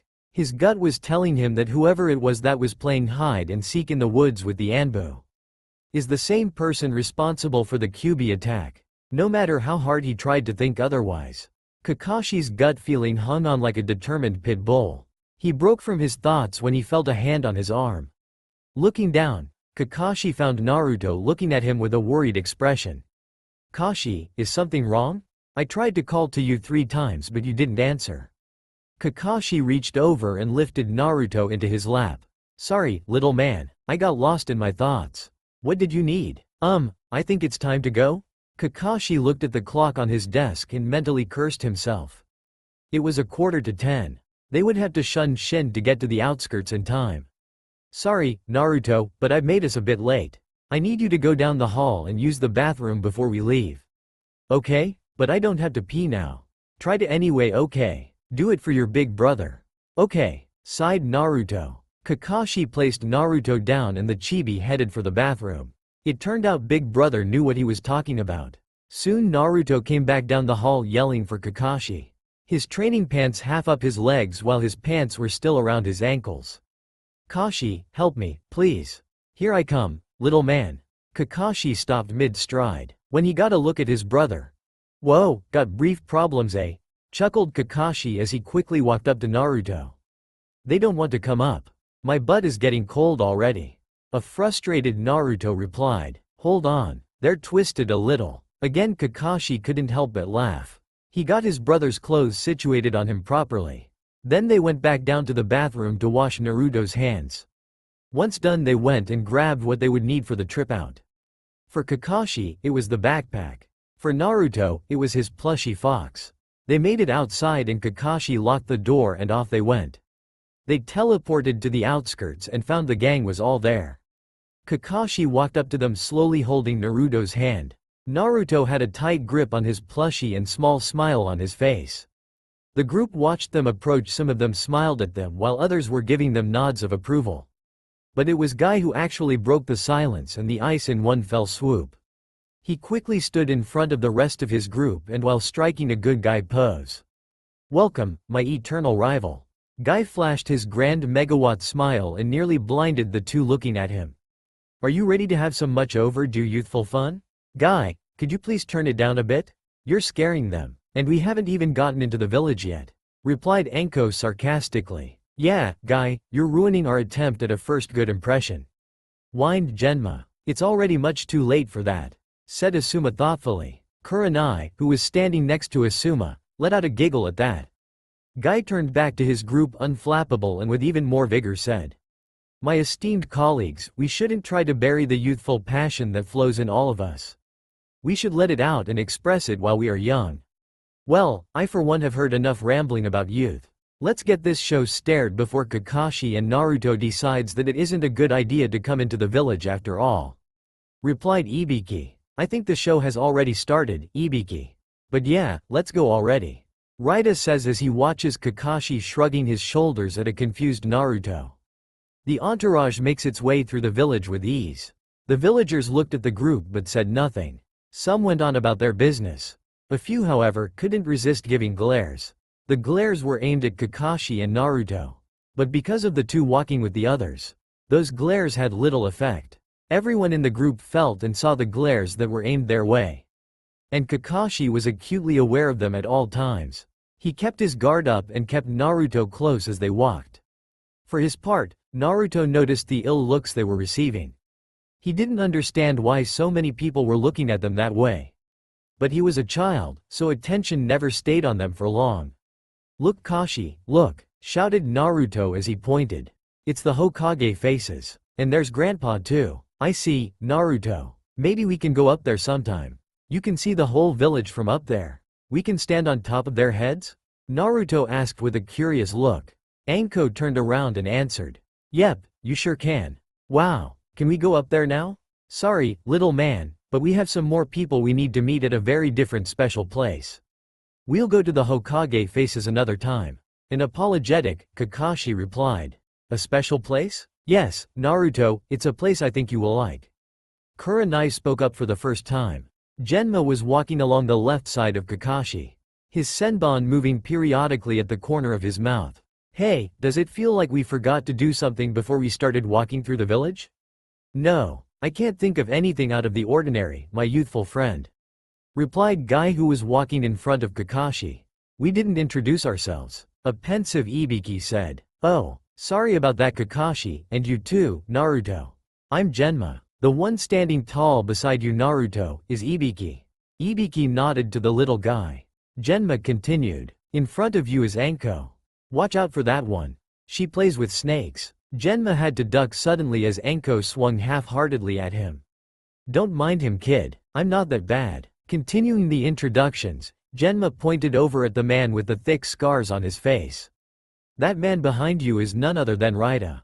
Raida smiled at Naruto, who had turned around to see the man. The beautiful woman walking with the handsome guy beside her is Kurenai and her boyfriend Asuma. "Hey, we're not boyfriend and girlfriend yet." An embarrassed Asuma chided. Genma looked nonplussed about it. "Oh, and last but not least is Guy. No introduction is really needed for him, really." Anko laughed and went and hit Guy on the arm lightly. Guy responded with a good-natured chuckle. They made it through the main part of town and turned off to the right for what would be considered a block. There, nestled back in off the main road, stood the largest park of the Leaf Village. As soon as Naruto's eyes saw the park, his excitement grew. He had never been to a park before, and this one had so much to do in it. There were swing sets, at least 6 in the immediate surroundings. There were also several sliding boards and sets of monkey bars. The park even boasted a huge sandbox. Several drinking fountains were scattered around the park as well. Many walking trails snaked off into the wooded area behind the clearing. The best part was that there were some children there and they were about his age. He wanted to just take off and meet them. But he also saw adults there as well and became shy. Kakashi took him on into the park. A woman in a long light blue dress saw them and walked up to meet them. She greeted them and soon Naruto was let loose to play with the other children. He ran happily after them. Kakashi went and sat down with the other ninja on a long park bench. They talked and joked as the children played, but all the while keeping sharp eyes on Kakashi's little brother. Kakashi was shocked to see his fellow ninja keeping one eye on him and their conversation and the other on his little brother. Kakashi remembered what Minato had told him before his death. When people offer friendship, don't immediately turn it down. He knew Anko. She was a member of his ANBU team. He also knew Ibiki, because he likewise was a member of his team. Guy, he knew because he could never escape the green-clad warrior. From the time that Guy watched Kakashi fight and win in a match, he has doggedly pursued challenges with the silver-haired nin, but none of them he knew well. He didn't know where they lived or what their favorite foods were or anything even trivia like that about them. The others he only knew their names and faces, but that was it. But one thing was certain to him. They were genuine. Kakashi had watched them while they all walked together through the village. Their faces showed that they wouldn't take any crap from the villagers. They almost looked like they were waiting for a fight. The Hokage hadn't lied to him this time either. Deep in his gut, Kakashi knew they were trustworthy. And a ninja lives by his gut instincts. It's what keeps him and his comrades alive. Soon afternoon came and Naruto came back to Kakashi when the others started to leave. Their mothers and fathers were calling them to come to them to go have lunch. Naruto's own stomach was rumbling. So with haste he ran back to his big brother. Kakashi knelt down and with a towel pulled from his backpack and wiped his little brother's face. "Are you ready to have lunch now?" Kakashi asked. "Yeah, my tummy is talking to me." As if to confirm what Naruto just said. His stomach rumbled again. Anko laughed and said, "Your stomach speaks my language, kid. Alright then, let's go eat. I have the place booked for us," replied Asuma. "I think you're going to like it." Everyone gathered together and off they went heading to Shinji's Pizza. As they arrived they could already smell the delicious aromas that were carried out the door by a satisfied customer on his way home. Asuma grabbed the door and everyone piled inside. Naruto again stood wide-eyed. He had never been in a restaurant before and the place smelled so nice. The owner saw the group and came over to greet them. "Hello, everyone. My name is Shinji Hondo. Asuma, I'm glad you brought everyone." "Yeah, I've been wanting to bring everyone. But this is the first time we all had off at the same time." "Well, glad you all could make it. If you follow me I will escort you to your table now." Everyone followed Shinji to their reserved table. Place settings were already on the table. The table was large enough for everyone to sit comfortably. Naruto was placed in the middle on the side facing out towards the door. Kakashi sat next to his left, while Anko sat to Naruto's right. Then Guy sat on the end by Anko while Ibiki sat next to Kakashi on the end. Asuma sat across from him. Then it was Kurenai, Genma and Raida. Once everyone was seated, their server came with menus and asked what everyone wanted to drink. Once the drinks were ordered the server left to get them while the group pondered over what they would eat.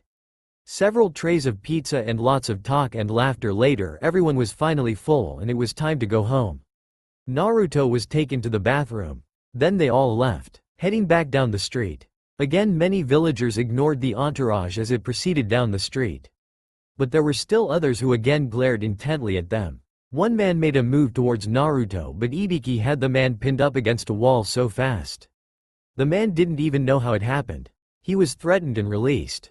Ibiki rejoined the group and they continued as if nothing happened. When they got to the edge of the village, everyone said their goodbyes. Kakashi and Naruto left first. Kakashi had picked Naruto up and was running through the trees. Asuma and the others then disappeared as well. They didn't go far. They went and hid behind some dumpsters or in alleyways and waited. The wait wasn't long. A group of villagers appeared and were making as if they would go after Kakashi and Naruto. Instead they were intercepted by Asuma's group and were quickly taught a lesson in civility. Kakashi carried Naruto into the house. Naruto was fighting sleep. He had a big day. Now it was late afternoon and he was sleepy. But he didn't want to go to sleep, not just yet. He had something he wanted to say to his big wonderful brother. And Naruto wasn't going to sleep until he got to say it. Kakashi walked up the stairs with his little brother watching a bit amused as Naruto fought hard not to go to sleep. "Hey, little man, maybe you should give up the fight and get some sleep, eh? I'll still be here when you wake up." "Kashi? Yeah? I love you. And thank you for taking me out today. I had a good time with everyone." Kakashi stopped for a moment halfway down the hall to Naruto's bedroom. He stared down at his little brother. The warmth in his heart grew. He had done the right thing after all. Kakashi reached up to pull the mask down. He wanted his little brother to see the smile that was there. "You're welcome, little man. I love you too." That's all for now. If you enjoy then please like, share and do comments.